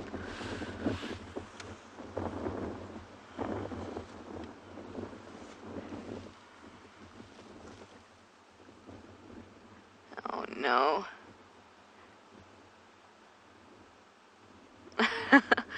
Jackie, you say it doesn't look like he could possibly still be hungry. Well, Jackie, considering that he's now going for the rumen, he certainly must be hungry.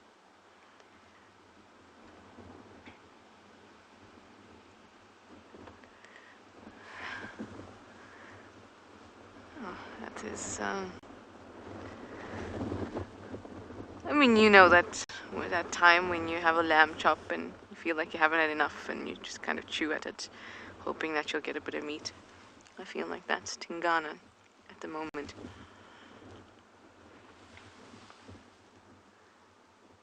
Oh yes. Oh yes, there we go. Very nicely done, Tingana. You've emptied it and managed to get the bit of flesh off it. Well done. Very good.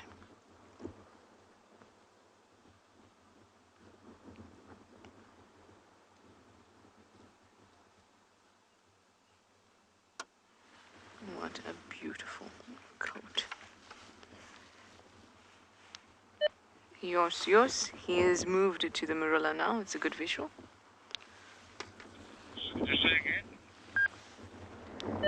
He's moved to a nearby marula, the original one. It's a good visual. Okay, I'm making my way there. I'm here 300 amps. Okay, copy. Yo, so what's he doing there? No, I just asked it to let me know when he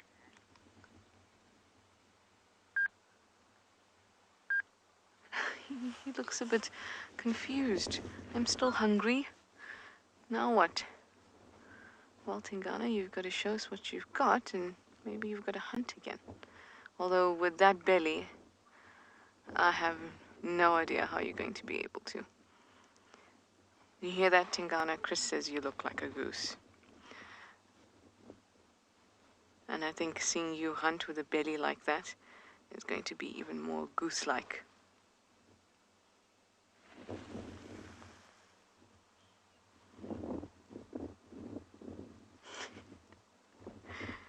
Very cute. Now I will play house cat and be the cutest thing you've ever seen. I've never killed a steenbok in my life. Adorable. All right, let's send you over to Steve. Let's see what he's getting up to at his waterhole stakeout.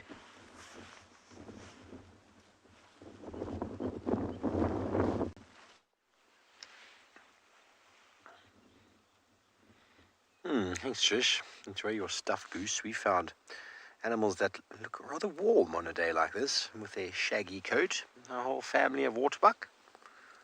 And they're on their way down to the water. They've been just standing there staring at us. So cool to see. It looks like all the little babies of last year have grown up. All look like little adults now. With one male. Just edge slowly forward. There we go. They're going straight down to the water's edge. There's the boy. See how much bigger he is than the females. Yeah, I'm going to stop there and watch them do their little trot across the road here. Tight-knit little group. See, they get very cautious in the wind. The wind really does frighten animals.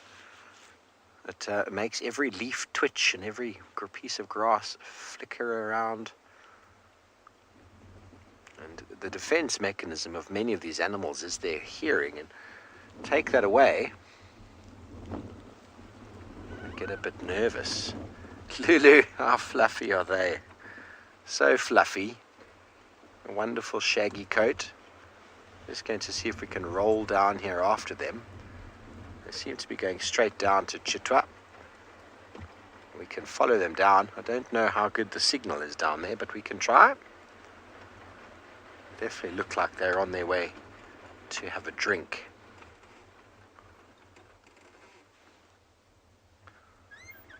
Ziggy, yes, they will. A big one, not really. I've had, in my early career, a male leopard with a pretty much adult female waterbuck. Twice. He actually even managed to hoist it.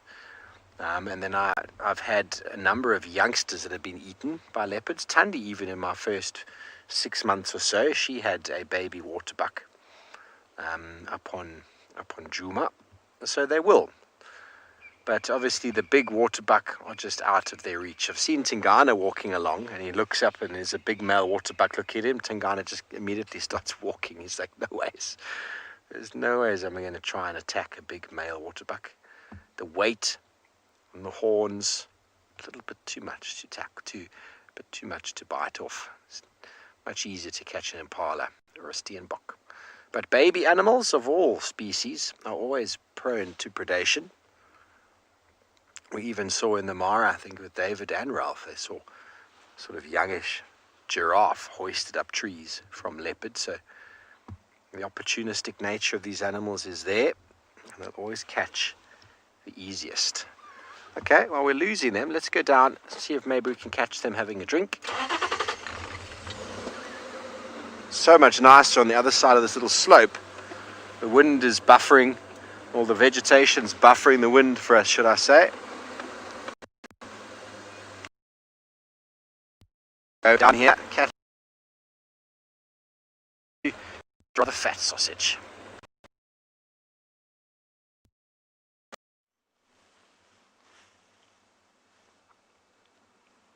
certainly is a sausage. In fact, eating that... Oh! What is it? I thought he might have seen something that excited him.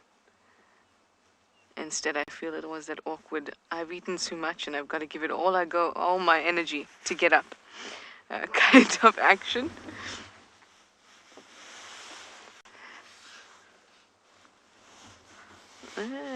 It's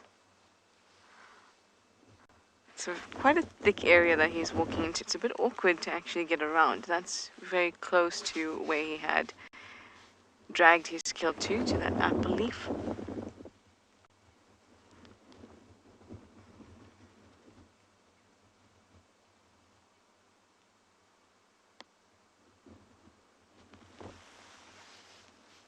Alright, let's see if we can manage to get around to see him properly.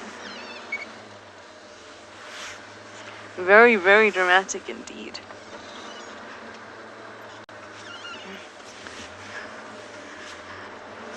I thought he was about to start stalking, but it really was that I've eaten too much heave to get off the couch.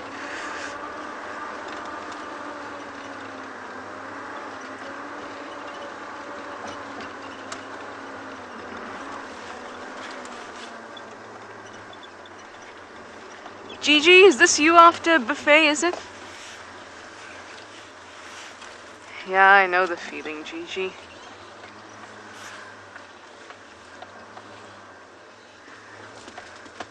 I feel like I have one of the smallest stomachs in the world, but my appetite is not particularly small.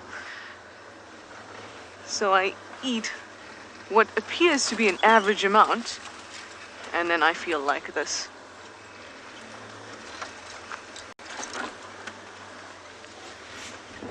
Okay, let's play a ring around the termite mound.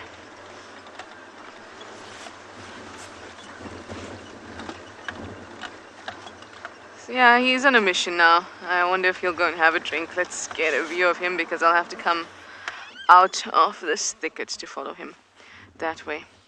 I cannot slink as well as he can through here. Huh? Alright, round we go.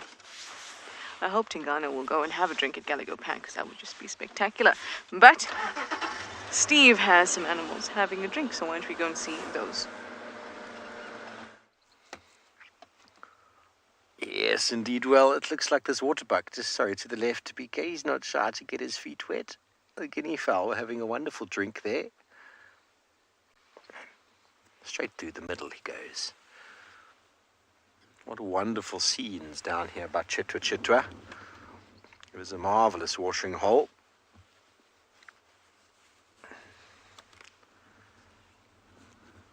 And as he disappears, we can spend some more time with some birds, because those of you out there who are into nature, you need to be into birds, because there are birds always birds around. Even if you're in the city, there's always birds. Plants and birds. Don't always see animals, or mammals should I say, but there's always birds. And these are the helmeted guinea fowl. They are seed eaters, vegetation eaters. Commonly find them coming down in large groups to drink. Keeping an ever watchful eye out for aerial predators and ground-based predators.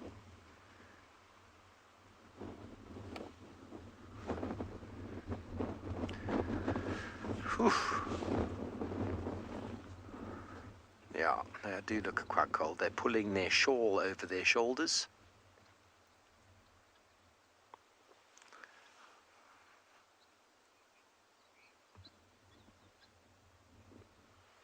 The behavior of guinea fowl and chickens gives you that well-known saying of how to scratch a living out of the environment, and that is exactly what they do.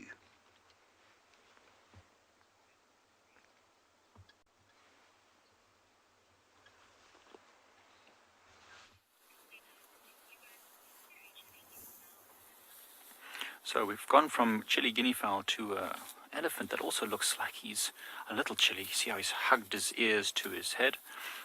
But he's enjoying a nice meal. It's amazing to watch him so close, plucking up this grass that's sitting right at the base of these russet bush willows and putting it into his mouth. Oh, careful, don't get any grass in your eye there. Watch that trunk collect up the grass. Oh, we are talking about you. Yes, you see that it paused for a moment. It's embarrassed. We're going to watch you do your thing. So the grass doesn't look very, very palatable at this time of year. It's very dry. But as it pulls it out, it tries to get as much of the root material as possible. That's what it's doing when it shakes like that. It tries to pull the roots out and then shakes off any of the dirt to try and eat it. Because the roots have quite a bit of the nutrients. And you can see if you get in there, you can see it's a bit green. Oh, never mind, it's gone. It was green, but now it's just gone. And so there's a little bit of greenery tucked in amongst all that dry stuff. So remember, that's why they sometimes have to eat, hundreds of kilograms of food a day. Oh, amazing, you can hear it even. It's like trying to eat straw.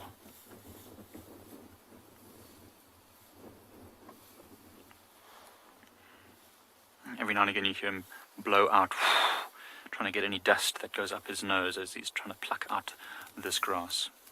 There's a whole herd of elephants here. This is just one young male, but on the other side of the drainage line behind him there are more elephants. We can't see them now, but we saw them a bit earlier. Oh, I'm being showered with dry grass and straw as this elephant tries to clean his food. Didn't your mother ever tell you not to play with your food? Because this is a young male, it's probably at the age now that it's being slowly pushed away from the herd and spending more and more time apart from them. It gets a bit big and a bit strong, and if it's too boisterous with the smaller elephants in the group, it can really hurt them. So the mothers try to just urge them to find their own way in the world, and then generally he'll go and join up with a group of other males around the same size and older. I'm sure that when this elephant hears the others getting to the water, it will probably leave this food and rush over there. It's always a wonderful thing to watch elephants rush towards the water. So, this elephant's not going to go very far. Let's head you off to some stalking cheetah at Phinda.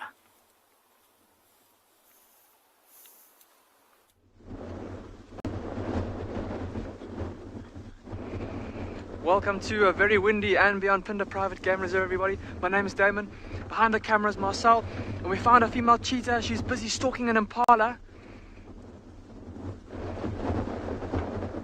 Sorry, everybody. I know that this is a rushed introduction, but we don't want to miss the action. So there's an impala just off to the left behind a bush there. Now the cheetah has just vanished into some long grass. It's the same female cheetah from yesterday afternoon with the two cubs, everybody, and it's baffling that she's trying to hunt again, because remember yesterday we even saw that big carcass. We saw how much she'd eaten, we saw how fat her tummy was, but she's literally crept up to within about 30 meters of this impala. I don't know what's going on. It may just be that it's too good of an opportunity for her. There's this howling wind that's blowing. The impala's got its rump facing into the wind, has no idea the cheetah's there. I know we can't see her for now, but she's... Oh, there she is. She's come out.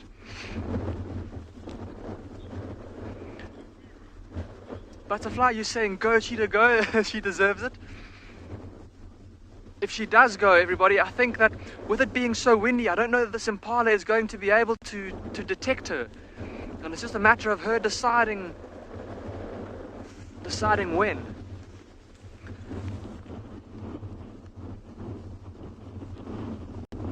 Oh, she is so close to that impala, everybody.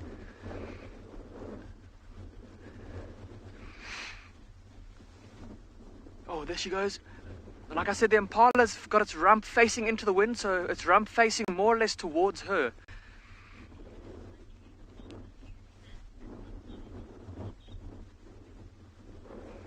Kalina, you're wondering if she's going to maybe use this as an opportunity to teach her cubs how to hunt. And it may be that she's... Because, I mean, every time that they get to watch their mother hunt will be an opportunity for them to learn, an opportunity for them to observe her stalking and how close she gets before she runs, and when to stalk and when to stop and sit still. So it could be that it's a hunting lesson, but I think it's more just the fantastic opportunity that she's got here. She's got this impala that is, as far as we can tell, completely unaware of her presence. It's just focusing on trying to keep as warm as possible by presenting its rear end to the wind. It's hunched up, it's huddled up, it's looking in the wrong direction. It's not going to be able to see her or hear her. Well, see her as long as she stays in that long grass. But I wonder, it's almost like she's done all the hard work. She's stalked up close to it, and now she seems to be having second thoughts. Maybe just deciding that, oh no, with her full belly, it's not really necessary.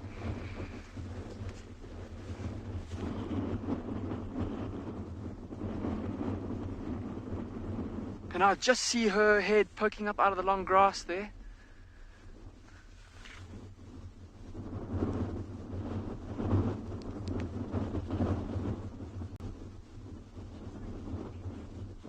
And the little cubs are there with her too. The cubs are very close, or are very close to the impala too. It's quite unusual that they've actually stalked this far with their mother. Probably for the better as well though, because these with this wind, just imagine how easy it would be for these little cubs to get separated from their mother, and how difficult it might be for her to find them if she did chase this impala. But once again, we're all sitting on the edge of our seats, well, thanks to this cheetah.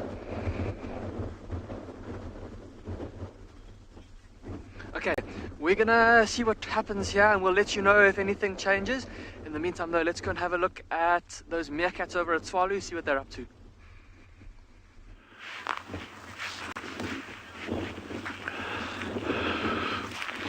So we have arrived at the Rockstar Meerkats.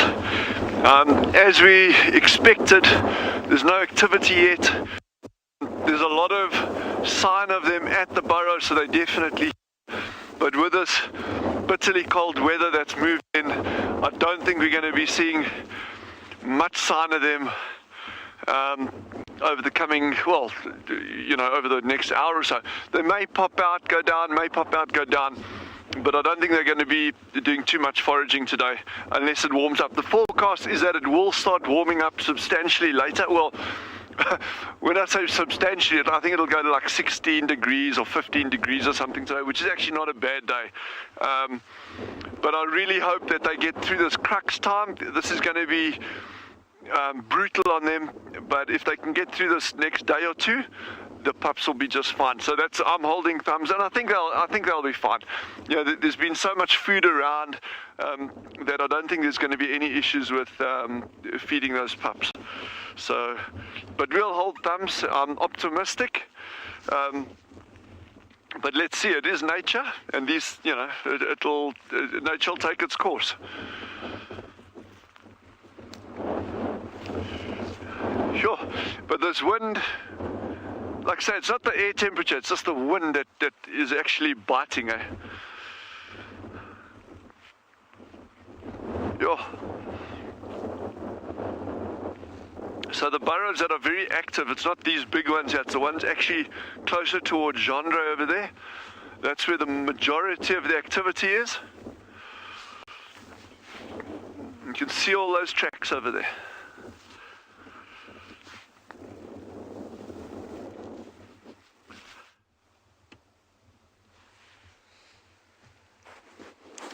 Thanks, Dylan. Well, you're back with us, and we have slowly moved off of Cheetah, and we're back on Djuma on Cheetah Katla, our eastern boundary with Torchwood, and we found a small herd of zebra and some impalas, all on the fire break. So I was talking last night about how animals will concentrate on burnt areas because of the new shoots that are pushing through, and that's exactly what's happening here.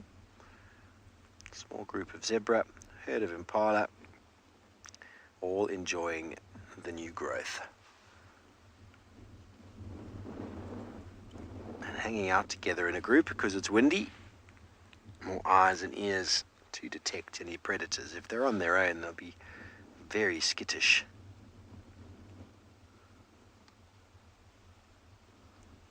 Small little group of zebra though, one stallion it seems with one mare and one little youngster.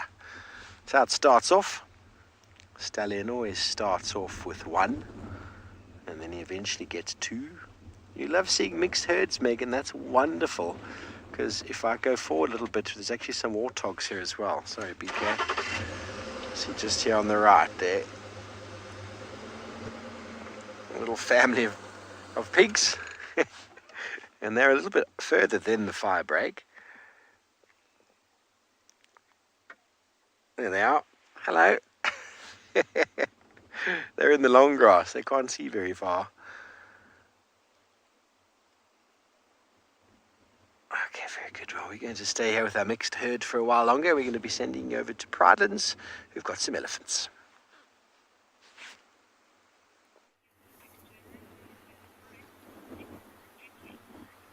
They are synchronized drinking.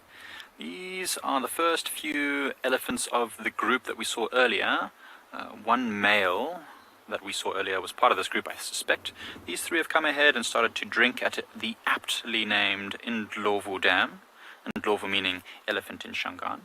And yeah, they're enjoying it, but they look very tentative. They don't look like they are planning on doing what they usually do, and that is to delve and dive and swim in this dam. Now they're just gingerly sipping as little, trying to dip their trunks in as little as possible as they sip the water.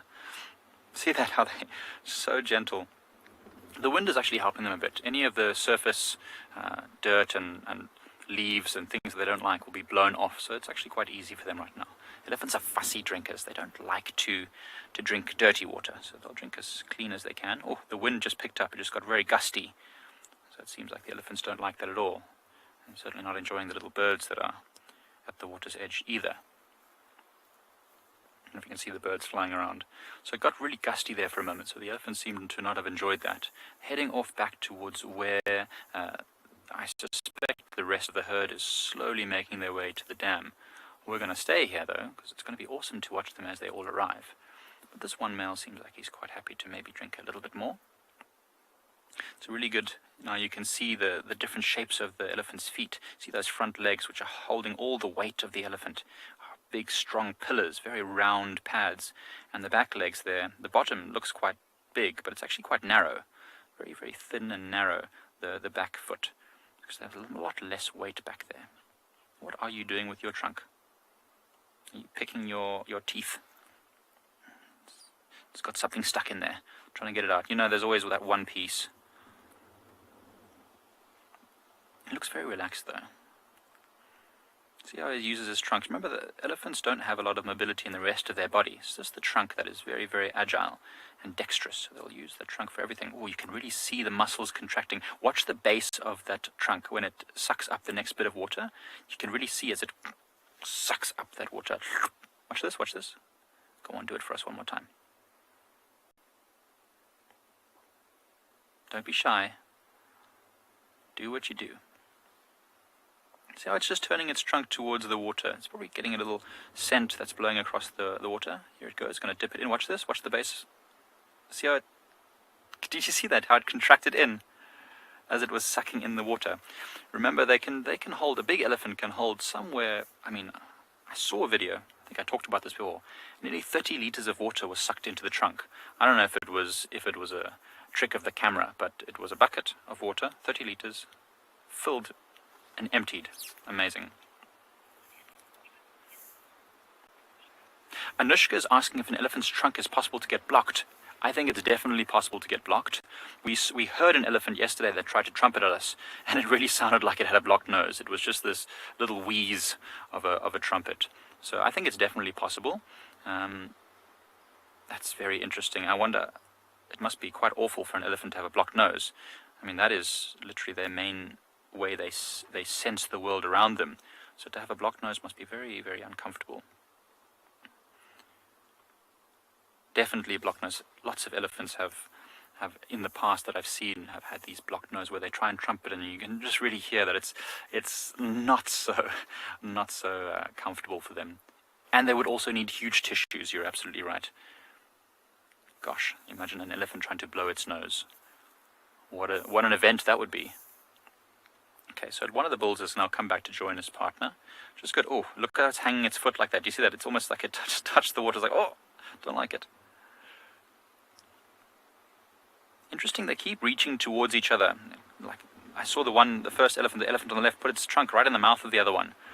It's very, very interesting. They often do that. I wonder, they pick up all sorts of signals and information when they taste and smell things. So by putting their trunk in the mouth of another elephant, maybe they're getting a lot of, I don't know, some information.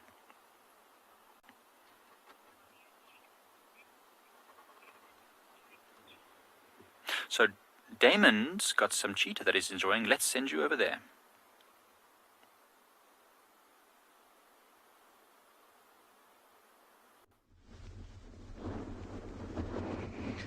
So unfortunately, she missed, everybody. She did eventually decide to have a bit of a run at that impala, but it was a very, very half-hearted run. You can see her tummy is still quite full, her cub's bellies.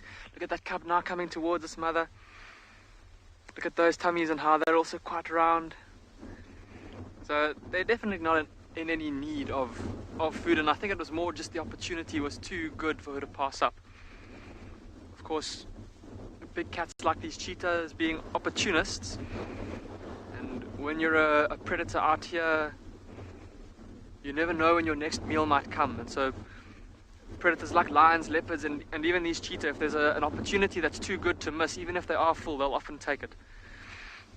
It was interesting to notice, though, that when she did run, even though it was really a half-hearted canter towards the impala, her cubs came rushing with her as well. So maybe for them, again, like we were talking about earlier, perhaps a bit of a stalking lesson, a bit of practice for them. Of course, with their tiny little legs, Mama's canter was a full-out sprint for them. Shame. But for now, they've lain down. Look at this beautiful open patch of earth that they found, and look at how warm they look in the sun. I don't think it's as cold here as it is at Tswalu, but it is. This wind is quite unpleasant, and how chilly it is. And so, lying in the sun like this, with their bellies exposed to the sun, definitely helped to keep them warm in this wind.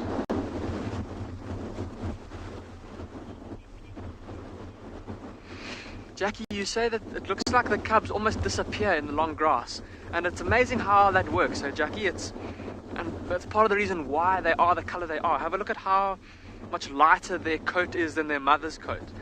Look at that long, pale hair that's growing all over their bodies, but especially prevalent on the backs of their necks. And that is thought to be the reason why they've got that kind of coloration, is to help them to blend into this long grass. Because this is the kind of terrain that these cubs will have invariably have been born in and grown up in, is maybe a sheltered glade of grass out here in the plain somewhere, maybe in a bit of a ravine, just to help protect them a bit more against the elements.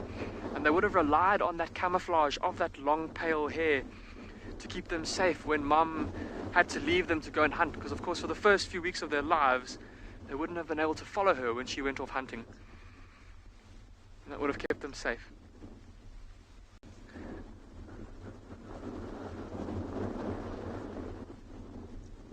They do look so content now, lying flat and bunched up together. It does look very cozy, and those little fur coats of theirs look like they are pretty warm.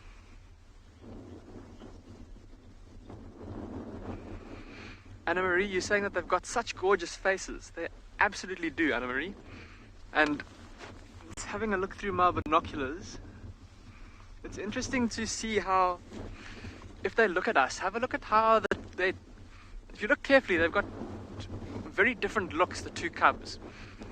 The one cub to me almost looks, the one on the right, seems to have quite a heavy brow. It almost looks quite grumpy whenever it looks at us. Marcel's nodding in agreement. And the one on the left, its eyes seem to be a bit bigger in relation to its head than its sibling, and it almost has this bewildered kind of looking look whenever it looks towards us. It's amazing how just having a close look, I mean, just like with humans and with the domestic animals we have as pets, how each individual looks different. It's much the same with these, well, with wild animals. If you just look closely, they all got their own features, their own looks. Looking at also the spot patterns of these cheetah, just like with leopards, if we look closely, each individual have a slightly different spot pattern, unique to the individual. And that's another way that we can help us to identify between the different cheetahs. Well, from one cold place, we'll send you across to another cold place. Let's go see what Dylan's up to at Tswalu.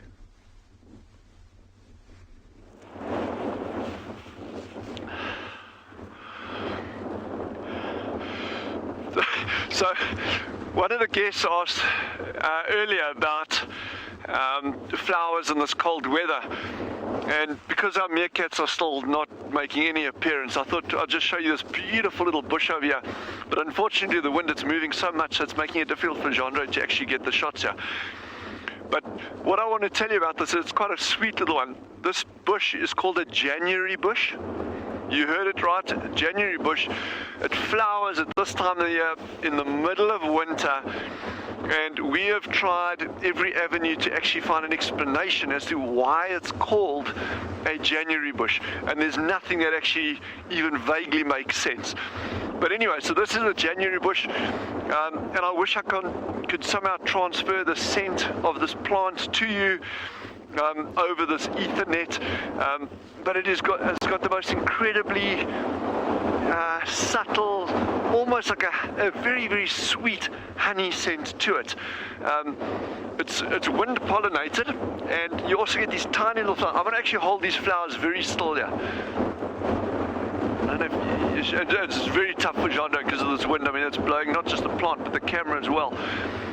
But the genus is called Lionesses, and Lasio refers to hair, and siphon is a funnel or tube, and that's just because of these long flower tubes, and they actually, if you look at them under a magnifying glass, they are actually very, very hairy.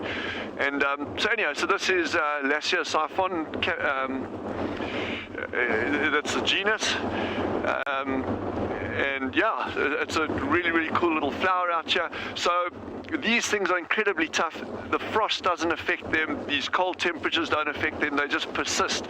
But if you compare that to a lot of these other very, very sensitive things, yeah. Bear Hug says it's beautiful, and it really, really, really is. I mean, these are stunning flowers, and it just shows what a cool strategy for surviving. It's like, well, okay, no one else is flowering out here. I'm going to avoid any kind of competition for pollinators, and let me flower now while everyone else is dormant. That's pretty cool if you think about it. But yeah, like I said, they got such a beautiful scent to them, and they're quite whimsical little things.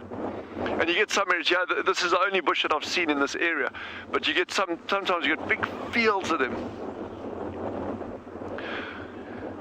Gigi says it kind of sounds like a honeysuckle, and in some ways it is, but certainly it doesn't have the volume of nectar that normally, I remember as a kid, you open up the little honeysuckle flowers and you can actually get that nectar out. But this, yeah, you'd be eating a lot of flowers to even vaguely get that amount. And as you can see, it also doesn't get browsed much, so that normally indicates there's some level of toxicity to it.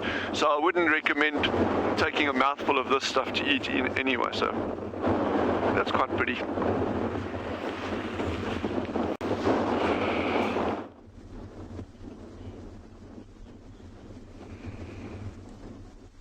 So our little cheetah family is still huddled against the wind. We've just repositioned ever so slightly to get a slightly different view. Look at how those two cubs, now we can actually see, look at how they're lying on top of each other, keeping warm.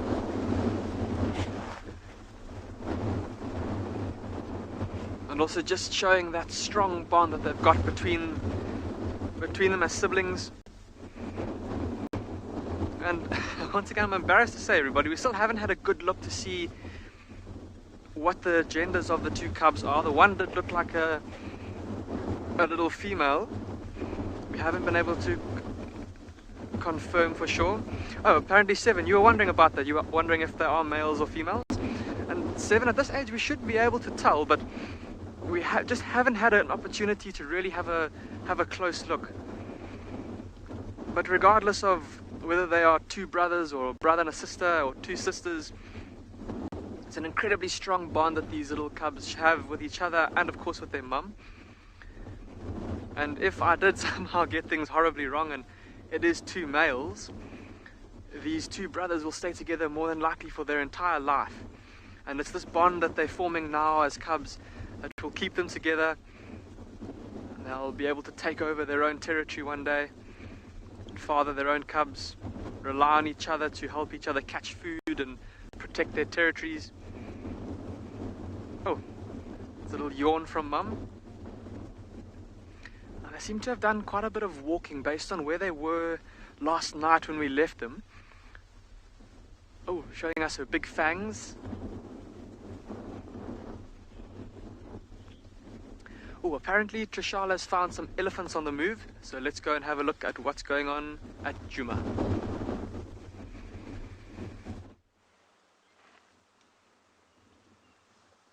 They were at Gadigal Pan. Oh, there's a few more coming down to the pan, but these guys that are framed up at the moment, they look like they're going to be heading towards the dam cam, so look out for that. I'm sure they'll be having a splash about. Now over on this side, we have the Ellie jig as they approach some water. Oh yes, swing that trunk.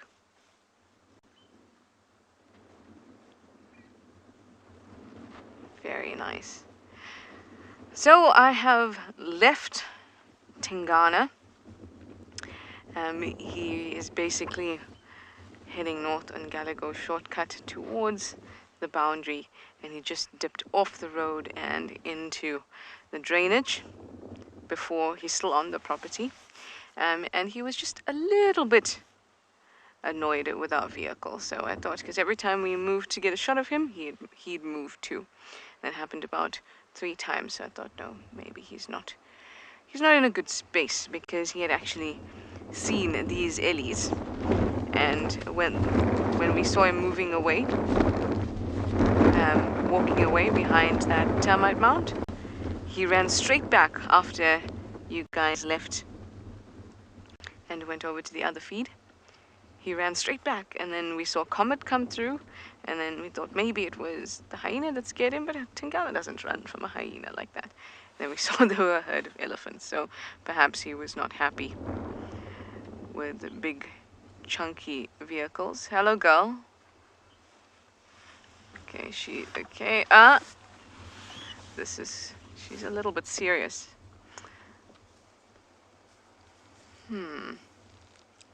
She probably smells the predator. He was left not far from here. Now she has her little one following in her footsteps. Yes, you are very brave, just like your mummy.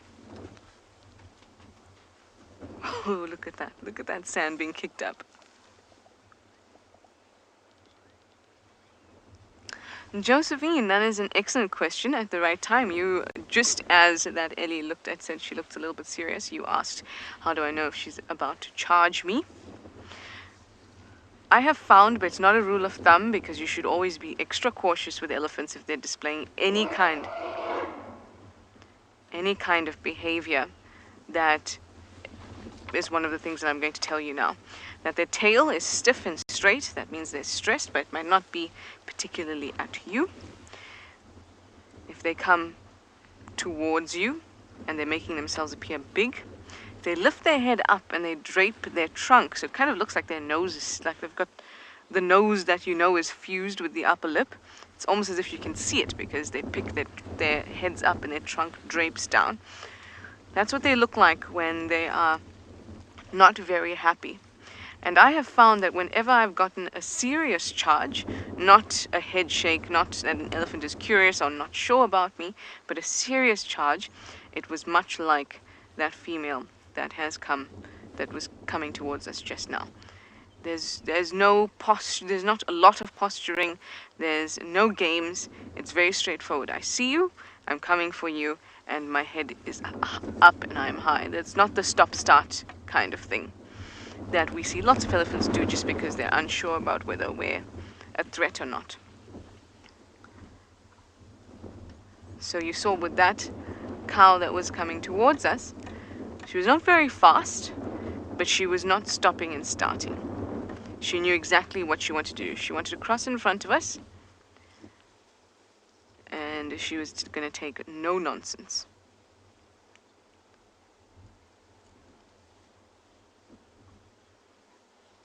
Some books do say, and some guides as well, that an elephant will tuck its trunk to kind of protect it if they are really serious about a charge, but I haven't experienced that, so it's just always important to be cautious around them. Anyway, I am getting a little warmed up and I'm very glad about it, and I'm sure the meerkats at Tswalu are too.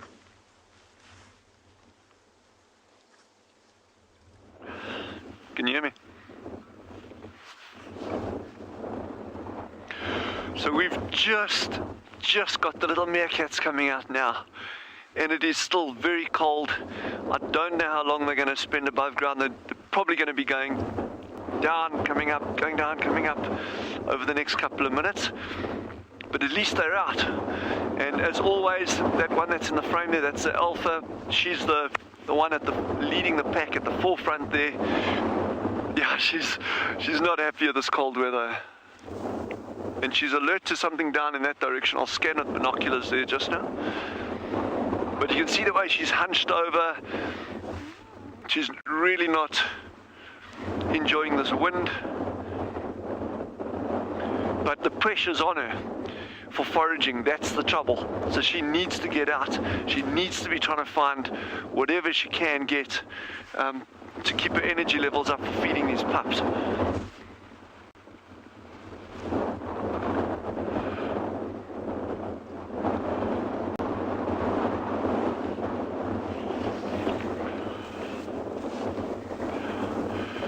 Sure, it is a shame.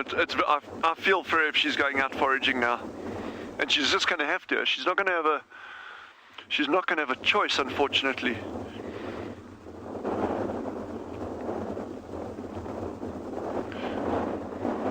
Yeah, Roshni has asked a really, really good question there, really interesting question there. The question that Roshni's asked is, do they have to go foraging every day? And do they not store any fat? In other words, could they just not stay in weather like this? And they actually do that sometimes. Not so much the fat storage. You can see these animals are not bulky. They don't have a lot of extra weight that they're carrying. And they lose heat extremely quickly. So it's really trying to find that balance for them, saying, well, okay, it is freezing cold weather. If I go out, am I actually going to get enough food to eat to actually make up? Okay, it's not a conscious decision, but I've seen it on a handful of occasions in the time that I've been at Tswalu, where the meerkats literally do not go foraging. The challenge that we've got here, or that she's got, is the fact that she's got pups, or they had pups late in the season, puts added pressure on her, whereas the rest of the group could say, well, actually, you know, we just stand the ground today. She can't afford to do that necessarily, just because she's got to be able to get food for enough food for lactation for the pups. So she's got a bit of a challenge ahead of her over the coming days with this cold weather.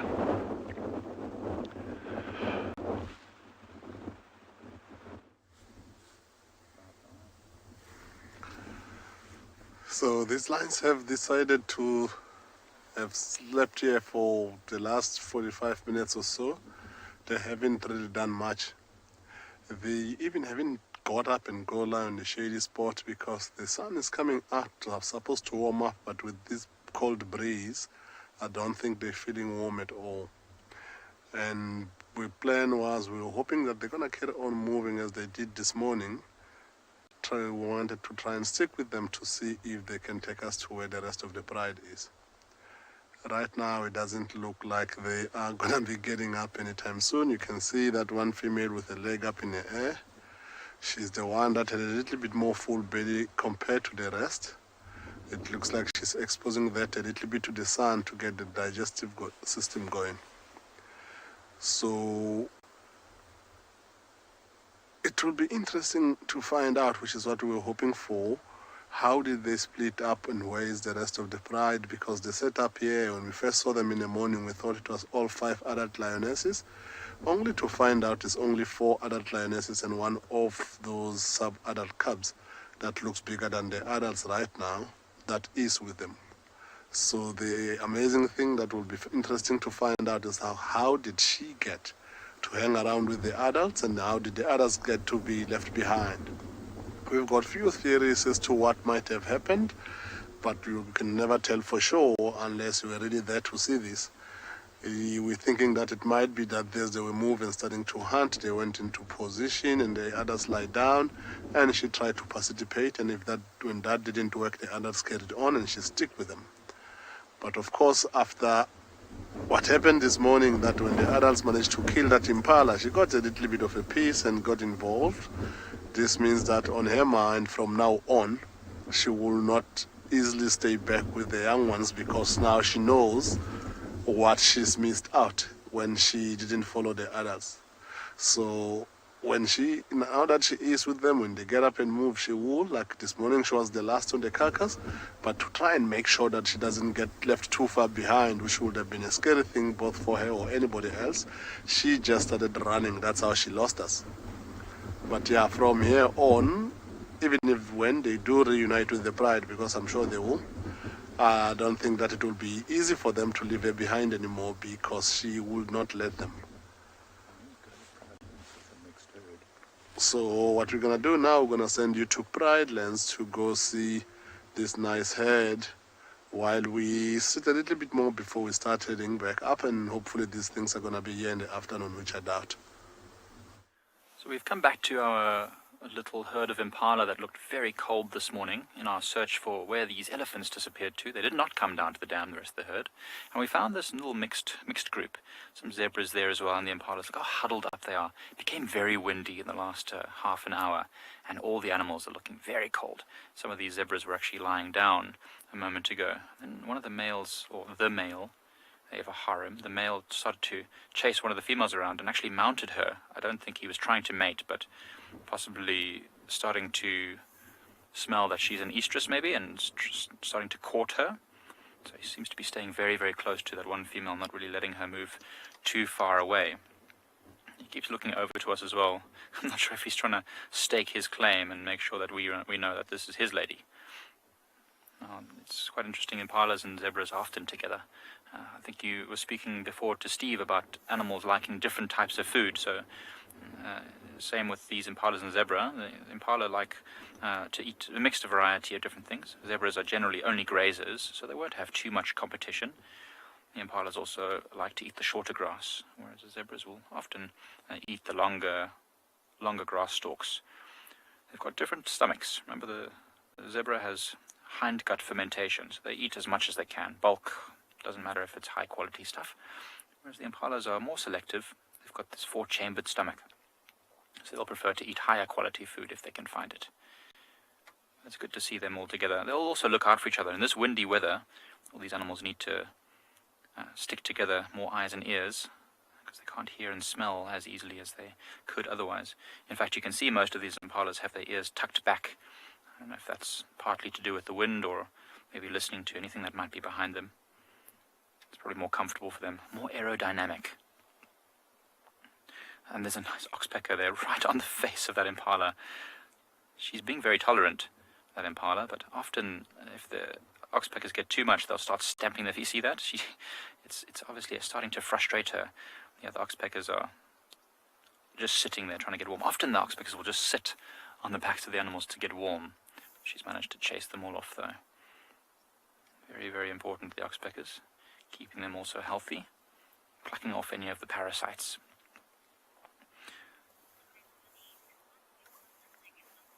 Oxpeckers are nothing if not persistent, says Monique, and you are exactly right. Sometimes you'll really find 4 or 5 of them sitting on the face of an animal like a buffalo or a giraffe, and you can see the resignation on the face of those animals.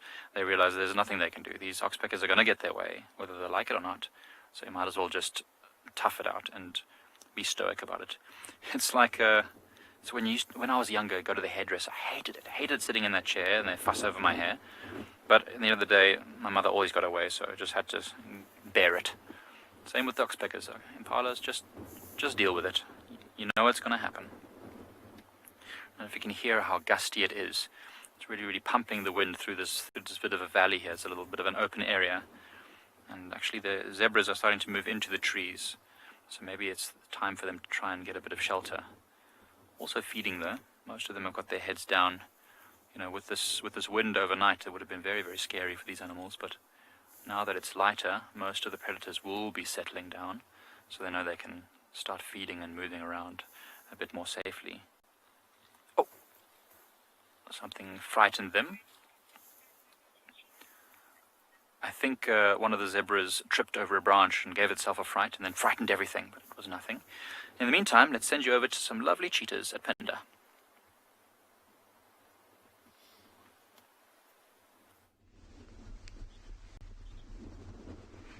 Well, our cheetah have just stood up, everybody, and they've started to move.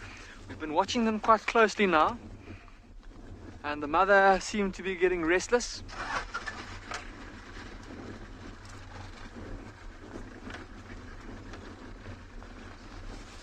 I think that just with the wind being so strong,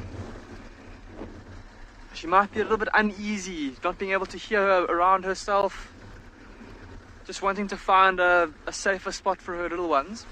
We're going to try and keep up with them.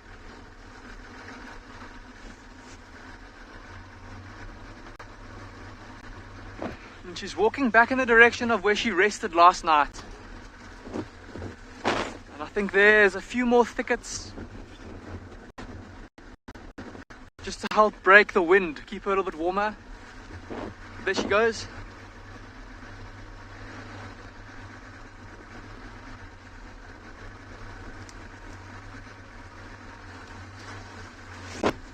We're just going to have to carefully maneuver through all these bushes. Bobby, you say you're wondering why she was sitting out in the open when it's so windy. Well, Bobby, I think it was partly because that was where she decided to rest after her little impala stalk. But also just there, she can see around herself much better. If she's in very thick bush, she might not be able to... Oh, there she goes. There's a beautiful view of her there.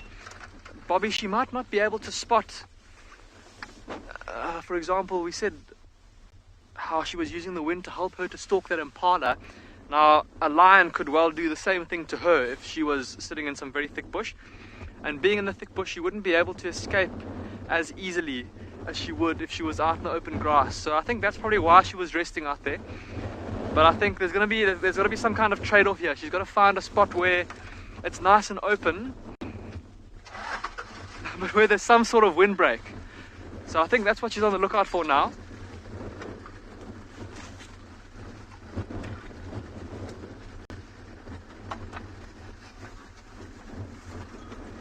And there's quite a big open, almost like a dried up water hole down at the bottom of this hill here. And I wonder if that's not maybe where she's going.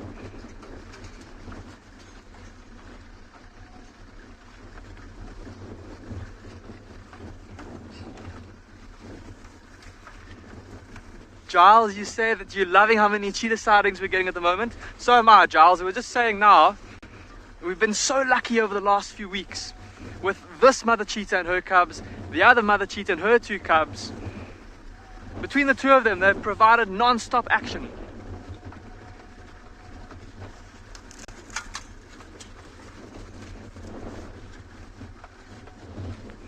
Okay, we're going to try and keep up with this female cheetah, try and hopefully she'll stop soon. In the meantime though, let's go see what Dylan's up to in the chilly Kalahari.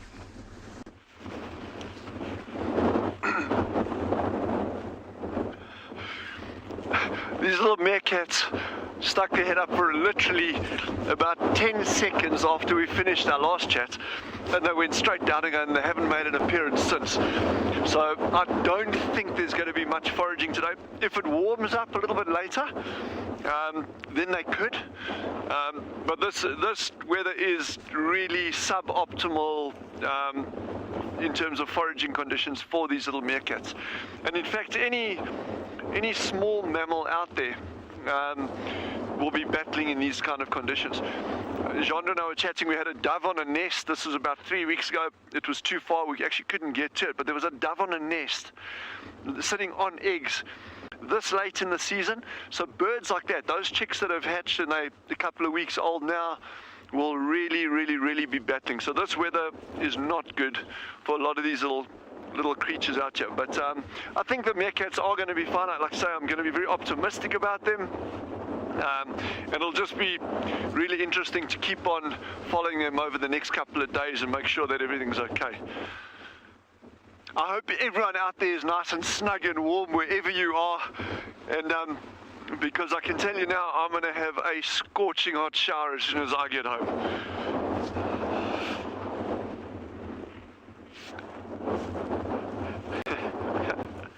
No, it's not about our commitment. This is what we do. We absolutely love it, but I even love the fact, even more so, that you are all able to join us on this. These conditions, it's part of the Kalahari. It's part of what it is.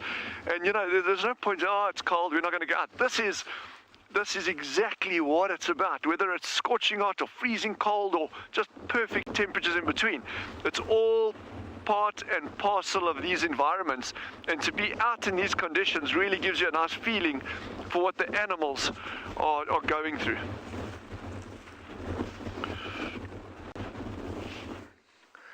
Hello everybody, we've got 2 honey badgers. Oh my word! Digging into the rhino midden. How cool was that? See if we can get another view. They are my favorite animal of all time. Just over here. Here he goes. Come on, you. He's just gone behind this bush. He's going to come out on the side. Where's he? There was an adult that seemed quite relaxed, and then another one that ran off as it saw us. They're not normally too skittish, honey badgers. There we go. Here he comes. He's hiding a little bit though. You got a BK? Oh my word, I'm so happy.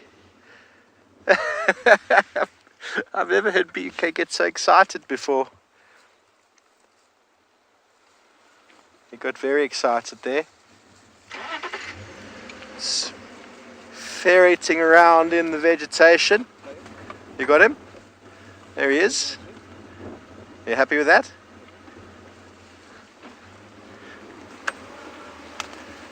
Just going back to the rhino midden. Look at him. Now that's how they move, everybody.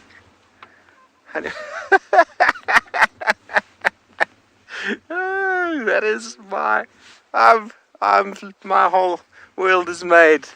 My world is made. Beaks. I haven't heard BK get so excited before in my life. I was just having a look left and right, and next he's like, honey badger. And I saw one skitter across the road, and the other one was digging inside the rhino midden, looking for. Leaping is pretty quick, but he was sort of scuttling along the ground there. It wasn't showing huge amounts of confidence like they normally do. They exude. Oh, we've lost him now, but that's okay. Day made. Woohoo! I'm excited. It's all about timing. Well, everybody, I do thank you for your time, for your questions and your comments. What an awesome drive it's been. It's been a bit cold. All my warmth has returned to me now after that. We'll see you again this afternoon, same time, same place, from all our wonderful locations. And to all you, the viewers, thank you. Until then, good day and goodbye.